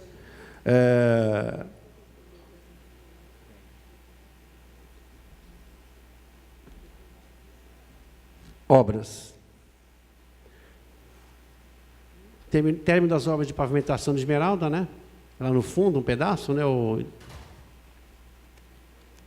Chama de Esmeralda, não? Não é Ribeirópolis, é Ribeirópolis. Pega um pedaço do Ribeirópolis e um pedaço do Melvi, que é no financiamento, isso aí. É um projeto de financiamento. Então, a gente não está no orçamento como recurso, porque a gente espera a assinatura que parou agora, esses dias. E, inclusive, são um recurso para essas obras e recurso para a construção de comprar caminhões e máquinas para a CEURB. Então, a gente está... O Centro Expandido Ocean, também a obra deve começar agora, a licitação acabou, né? Ainda não? Está em fase final. Está em fase final a licitação, para abrir os envelopes. Então, o Centro Expandido, nós falamos, é igual ao do Boqueirão. É da Oceânica Amabile até ali a primeira rua depois paralela a Vicente Carvalho, e praia até a Kennedy, contempla fazer a recomposição da pavimentação, vai ser feito um calçadão na Vicente Carvalho a pedido dos comerciantes e feita uma pequena cobertura dos dois lados em toda a Vicente Carvalho.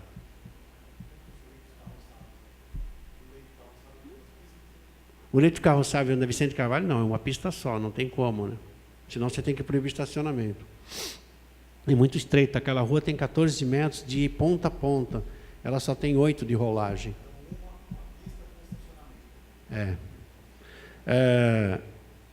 Corredor de ônibus que falta terminar, mas é financiamento. A gente tem 10 milhões de desapropriação para ser paga por conta da prefeitura, mas o juízo não liberou ainda. Então, aquele trecho que tem ali na Caiçara, aquelas coisas, nós não terminamos porque o juiz não autoriza o depósito, depositou uma parte já, mas falta depositar o resto, mas ele não autoriza porque tem feito os laudos do juízo. Então, estamos esperando 500 metros, 700 metros de rua, e isso libera definitivamente o corredor de ônibus Solemar-Boqueirão. O Centro de Iniciação Esportiva está em fase final também lá na Ribeirópolis. A duplicação da Trabalhadores, que eu falei anteriormente. Término da obra da Praça Portugal, tá? Que é o novo complexo de artesanato. Calçadas do complexo ADM, que estão também em andamento, mas parte vai ficar para o ano que vem. Todas as calçadas em volta do sistema da prefeitura. E aquelas ruas que ainda faltam fazer, que carregam areia para... Mesmo não morando ninguém, é bom porque a gente carrega muita areia para drenagem ali, né? 2 ou 3 ruas que serão feitas. Nós estamos com a obra no Portinho, que é um novo deck de um pier para pesca e fazer outras obras de melhoria do complexo, como a guarita e tudo mais. Também um canil para a guarda lá dentro, ela vai aproveitar, sediar o canil da guarda lá, então a parte do efetivo vai ficar lá, automaticamente vai servir muito para manter a segurança do complexo e a presença de coisas erradas ali dentro do Portinho. Eu vou falar de obras, para depois falar de serviço. Nós estamos reformando 4 unidades de saúde, Melvi, mais 4, né, o CIAN, eu tenho o nome delas aqui. Um Canal das Américas, Canal Aclimação, acho que tinha alguma coisa. Feira de Artesanato da Caiçara, não começou a obra porque a gente estava esperando passar a eleição para dar ordem de serviço, né, Luísa? Mas nós autorizamos eles a usar o entorno, nós vamos agora fazer a parte central da Feira de Artesanato. É uma obra rápida, primeiro semestre deve ficar pronto. Centro Expandido, fase 2, que é da Costa Silva em direção até aqui uma rua antes da Tiradentes, da praia até a Kennedy. Já fizemos um trecho, né, mas da Paris para cá, nós dependemos da Paris em diante, nós estamos esperando a Sabesp, que licitou uma obra de 28 milhões para substituir toda a rede de esgoto. Quando ela arrancar a rede de esgoto e colocar a nova, que provoca aqueles buracos, a prefeitura vem atrás fazendo a pavimentação. Então, nós vamos pavimentar todas essas ruas a partir da substituição.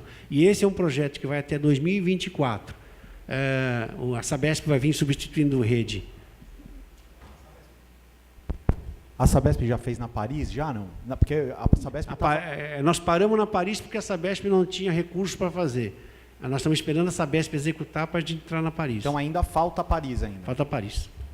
Nós tivemos que parar ali porque não dá. Nós não vamos fazer uma obra para eles virem quebrando atrás, né? Eles vieram atrás, eles iam na frente fazendo obra, mas acabou o dinheiro deles, e o contrato. Essa mesma dinâmica vai até 2024. São 106 quilômetros de rua. No contrato de gestão de concessão de saneamento, nós obrigamos a Sabesp a substituir 106 quilômetros. Então, todas as bacias de Guilhermina, Aviação, Tupi, Ocean, vão sofrer substituição de rede de esgoto. E, atrás disso, a prefeitura vai vir executando as pavimentações para substituir todos esses bloquetes que tem cheio de buraco, que não são da prefeitura. A gente vive lá arrumando, mas às vezes eles são maiores do que a gente imagina.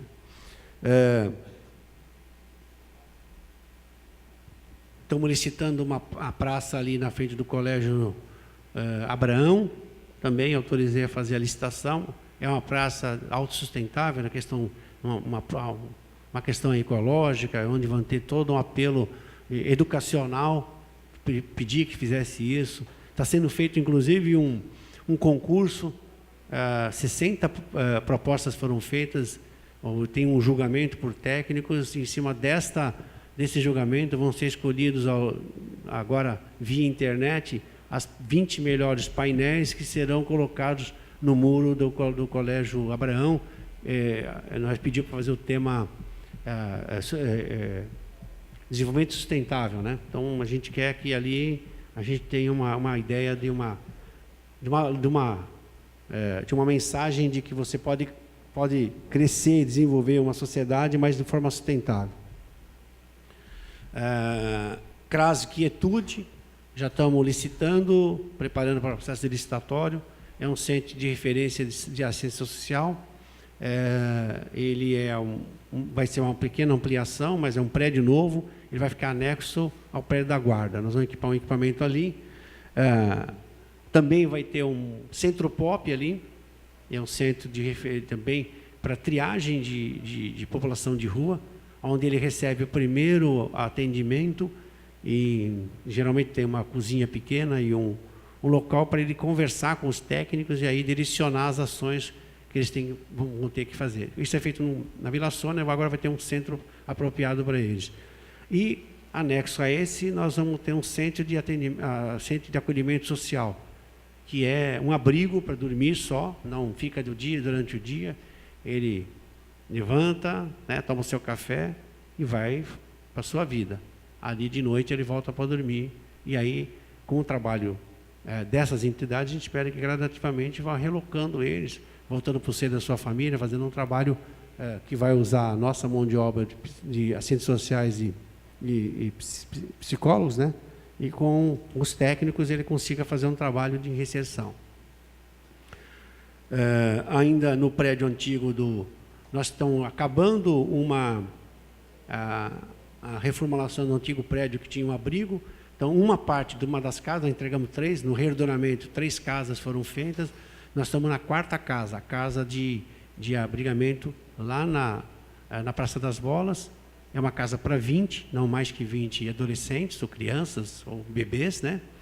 São pessoas vítimas da família ou abandonadas pela família, que esperam adoção ou reintegrar a sua família. Então, é uma casa. Anexo ali, nós estamos aproveitando o prédio e fazendo uma casa que é residência inclusiva para atender, geralmente, as crianças deficientes ou adultos deficientes que não têm, perderam, porque eles estão vivendo mais tempo hoje. perdeu o pai e a mãe, mas que moram na cidade, perderam o pai e a mãe, eles vão para essa casa, morar nessa casa, que é a casa de residência inclusiva. E aí, ele reconhece a minha cara, né? Nesse mesmo prédio, nós estamos fazendo um centro oftalmológico. Então, nós estamos reformando e adaptando ele, fazer um centro com toda a tecnologia, equipamentos adequados, e ali vai ficar um centro para que a gente tenha equipamento suficiente e gente suficiente e não tenha mais que depender de fazer cirurgias de catarata, ou a questão que envolva a questão visual seja feito lá. A gente precisa também, esse ano eu pedi para fazer atendimento de acuidade visual na educação. O objetivo é reduzir a retenção, a evasão. Muitas crianças chegam numa idade e sem a mãe e a família perceber que ele não enxerga. E aí, quando vai ver, já foi o tempo, porque depois dos 7 você não recupera a visão mais. Ele chega passado dos 7 e não tem recuperação. E aí é profundo, são lentes de 5, 6, 7 graus. E ele vai reduzindo, pode chegar aos 14 até tirando a lente. Mas se ele tiver o atendimento antecipado. Então, nós resolvemos buscar um enfrentamento, porque nossos índices de aprovação foram bons, mas a gente precisa melhorar. Eu acho que é buscar origens diversificadas. Pode ser audição, pode ser visão, pode ser fono. Na questão visual, está mais fácil enfrentar, porque o exame de detecção você consegue ter mais facilidade. Até com o professor você faz a primeira triagem. Nós estamos triando 14 mil crianças. Dessas 14 mil, possivelmente, vamos achar 700, 800 mil que precisam de óculos. Dessas 1.000, nós vamos achar 100, 200 que talvez tenham um grau alto. Essa criança lá na frente, ela vai ter melhor desempenho educacional por ter uma visão melhor. E assim nós queremos fazer também, ainda estou discutindo como fazer esse exame para identificar dificuldade de falar, dificuldade de ouvir, que também leva à retração do processo de aprendizado. Eu acho que sim.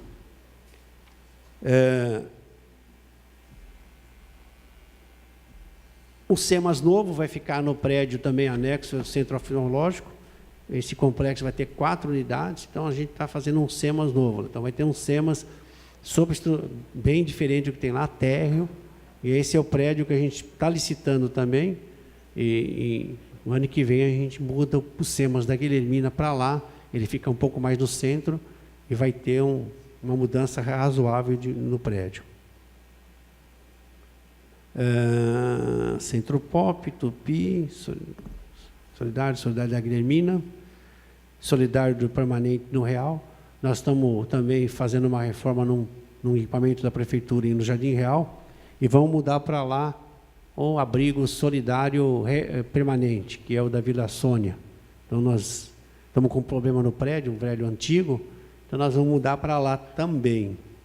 Ampliação do hospital, o projeto está pronto, serão mais 60 leitos, uma nova maternidade, onde era o antigo centro cirúrgico, vai se transformar em 2 andares uma maternidade com 36 leitos, é mais do que o suficiente para atendimento na cidade, mas a gente sabe que acaba absorvendo regionalmente, mas ele vem com uma nova dinâmica, que é o parto humanizado, né, Serrano?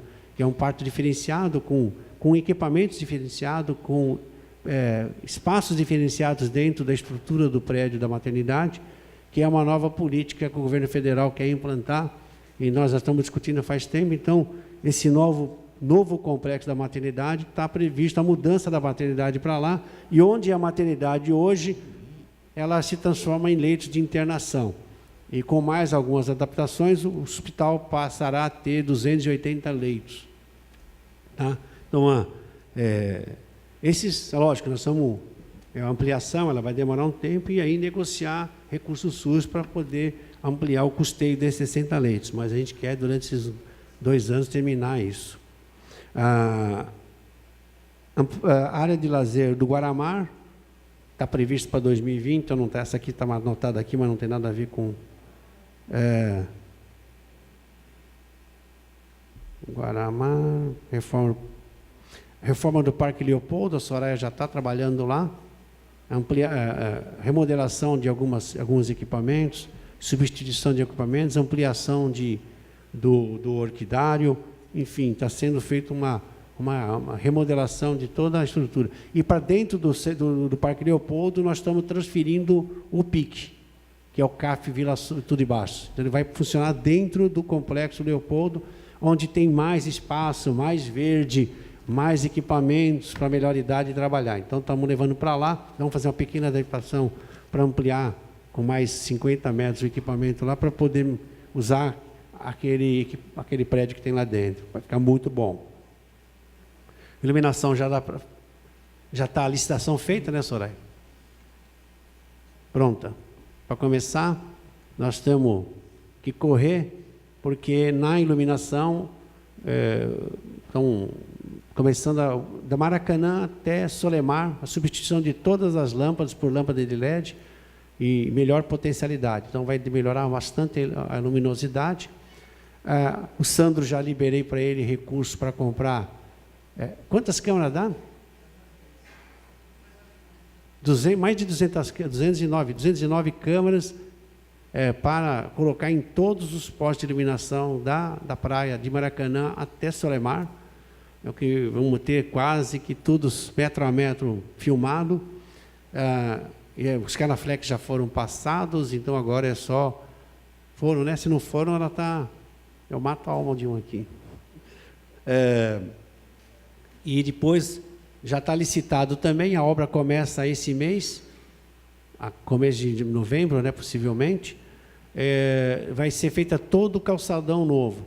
Então, onde tem piso estampado, que estava trincado, piso que foi criando problema, vai ser feito igual a Costa e Silva, pedra Goiás. Tá? Então, ele vai ficar igual a Avenida Costa e Silva, toda a praia. Serão 12 quilômetros de urbanização e aí, gradativamente, substituição do mobiliário urbano, bancos, jardineiras, colocação de playgrounds, daquele modelo que foi colocado aqui. Então, eu diria que é uma fase. A licitação dos quiosques de praia está em fase final, tá? Já tem o ganhador, nós só não assinamos o contrato, estamos esperando medidas só jurídicas. Eu não sei, eu não vi, só sei que tem um ganhador e são dois participantes, e agora é esperar só as medidas jurídicas para fazer. Só vai começar o ano que vem, mas ele tem obrigações acessórias. Quem ganhou, né, vai ter que depositar 3 milhões para a prefeitura de outorga, vai pagar 3 milhões por ano, 2.800 por ano de utilização também, tem que executar em torno de 9 milhões de obras de acessibilidade em toda a praia, rampas de acesso, que inclusive os carrinheiros vão ter facilidade de entrar, serão, não tem um número aqui, mas deve dar umas 80, 160 rampas de acesso para deficiente, então vai melhorar a acessibilidade de deficiente e automaticamente usa para outras coisas. Tem que reformar posto de bombeiro, posto da guarda, todos os equipamentos, fazer 6 quiosques Kids, construir os 32 quiosques de concessão e financiar, para pagar em 5 anos, 200 carrinhos de praia, para a gente fazer um reparejamento dos carrinhos. Aqueles que querem entrar numa nova era comercial, ele vai ter um financiamento do carrinho bancado pela empresa que ganhou a concessão. Esse é um ganho social enorme, porque quem estiver trabalhando lá, nós estamos padronizando o carrinho com reboque truque, ele vai poder pegar o seu carrinho, financiar, pagar 500, 600 reais por mês e ter um carrinho adequado, melhor para trabalhar na praia. Uma espaçonagem. Estamos reformando e adaptando o prédio do bombeiro para receber a sede da Defesa Civil. Também a Defesa Civil vai ter um novo complexo, que vai ser anexo ao bombeiro ali no Maracanã. E estamos reformando o prédio do bombeiro também. Canal do Barroso, certo? Também está sofrendo interferência. Canal Miami, Paulista, Se eu esqueci algum canal, você me fala, viu? A Rua Silvio Luiz e Rua Martins Francisco, a Rua Santo Anastácio, Canal Cruzeiro do Sul, as ruas do Ribeirópolis, né? Ruas do Melvi. O subprefeito está aqui.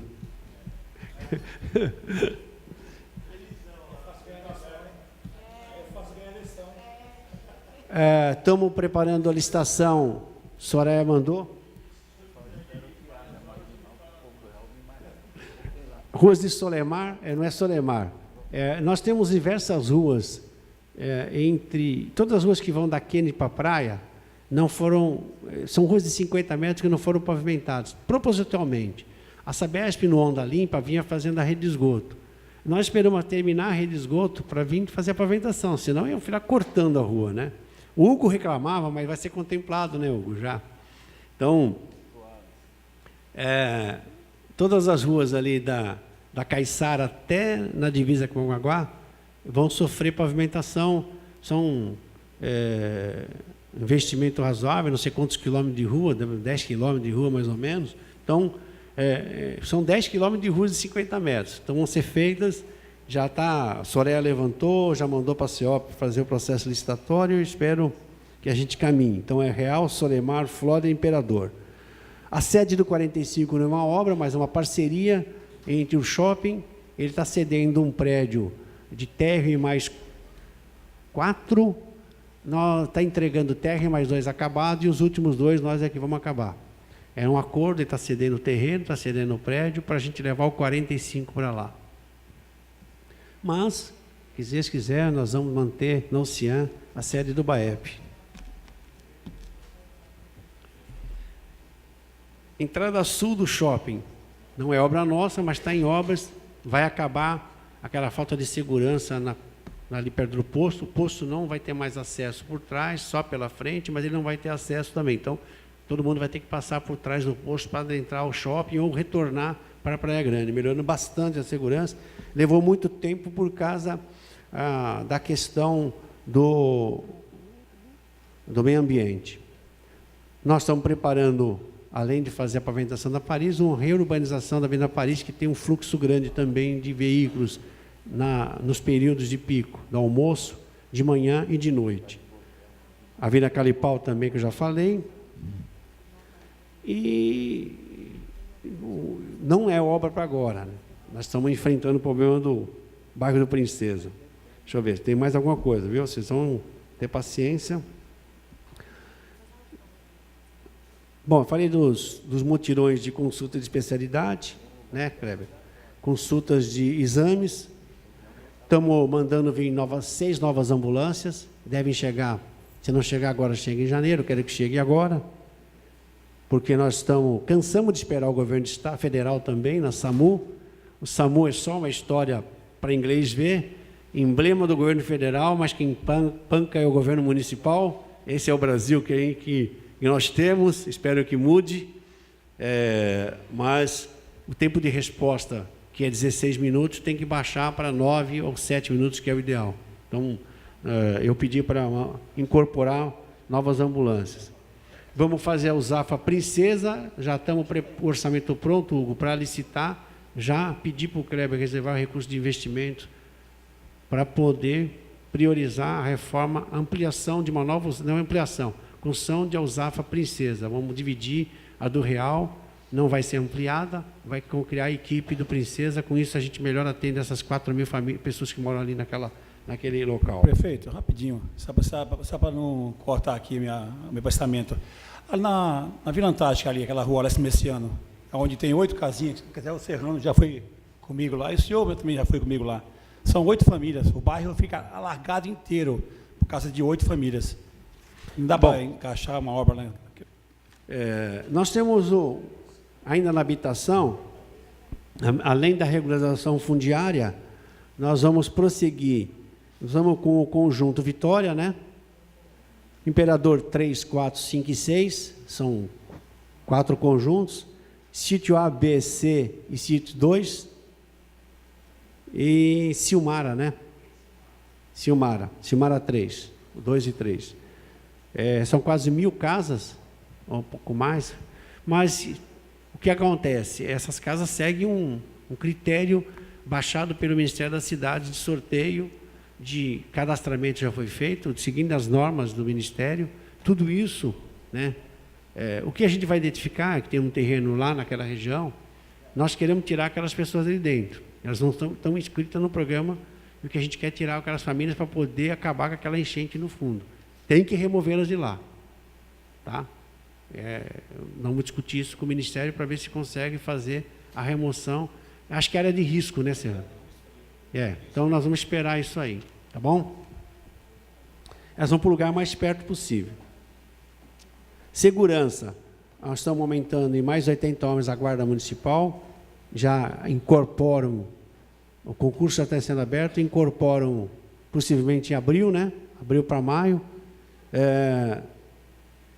Vamos colocar mais câmaras de OCR, o resultado foi extremamente positivo, nós baixamos em torno de 65% a 70% o furto e roubo de automóvel, depois da OCR começarem a funcionar em janeiro.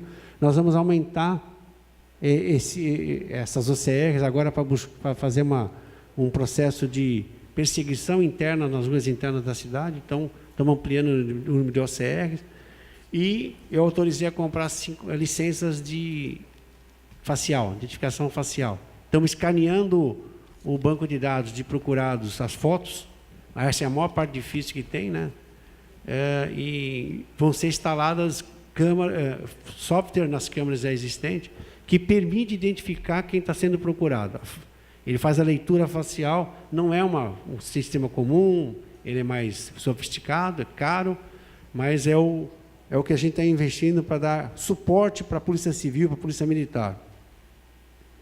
Novos equipamentos para a Guarda, está em processo de compra.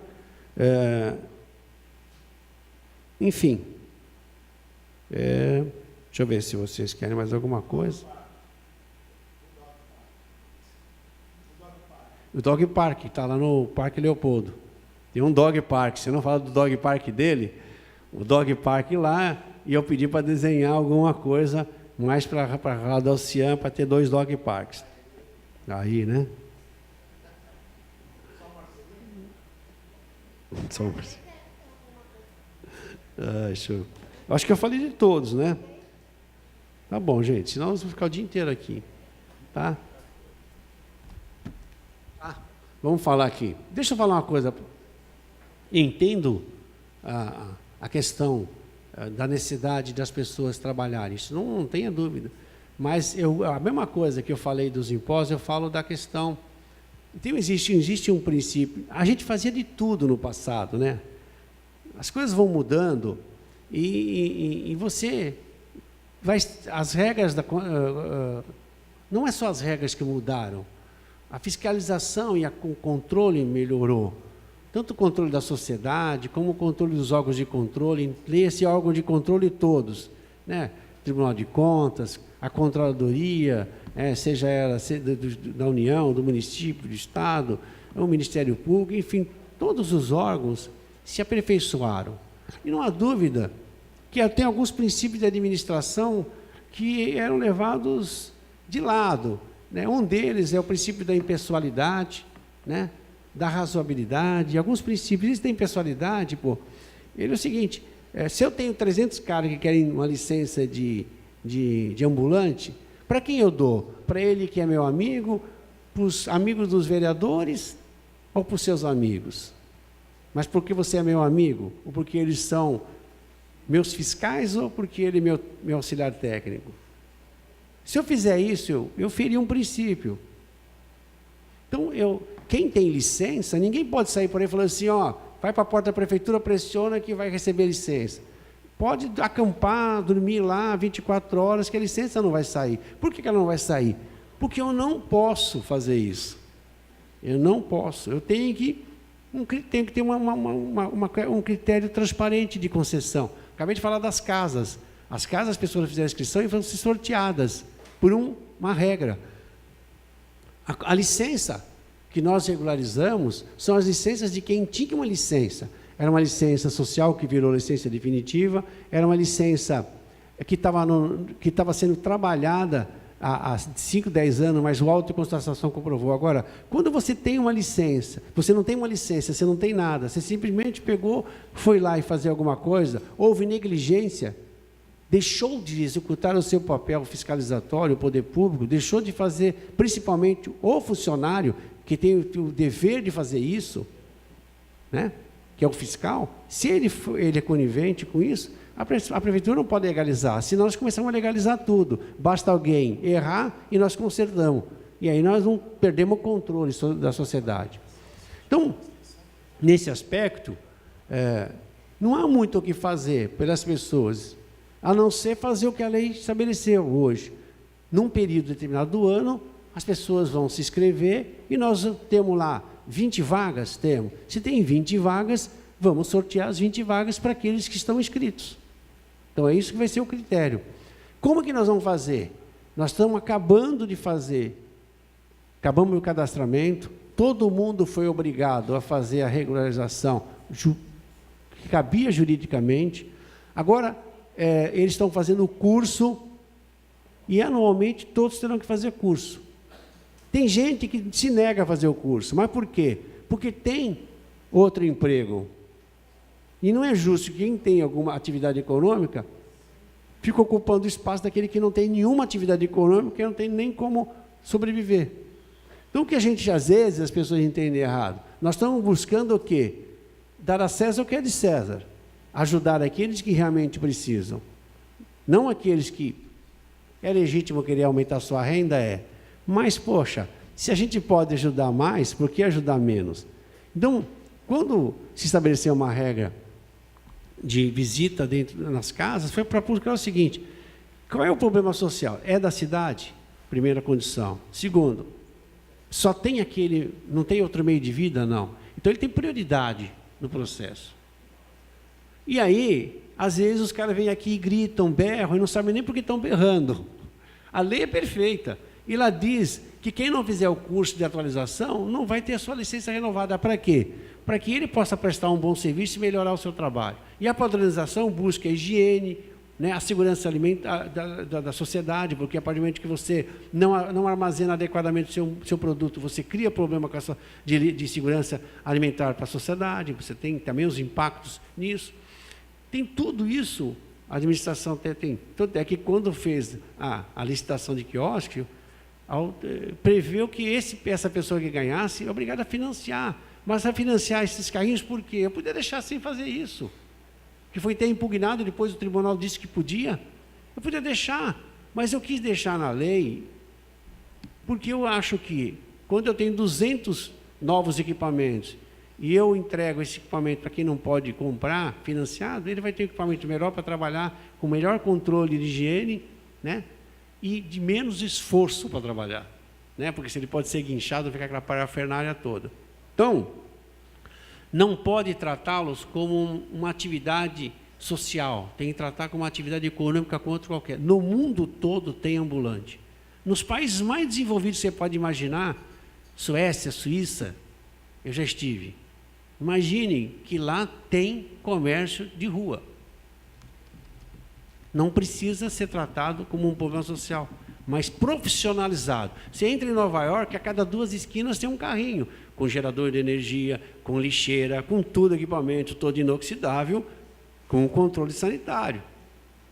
Ué, Nova York, carrinho de rua? Não tem nada normal. Se você vai para Orlando, você vai achar. Te mostro aqui as fotos de todos esses lugares que tem. Quando falam que o prefeito Mourão é contra o comércio desse tipo de atividade, é louco. Não, eu só estou sentado nessa cadeira para regrar a segurança da sociedade e estabelecer, né, o controle da segurança da sociedade e estabelecer regras de acessibilidade de forma impessoal. Ninguém nunca vai falar, o Mourão mandou dar uma licença para João. Não.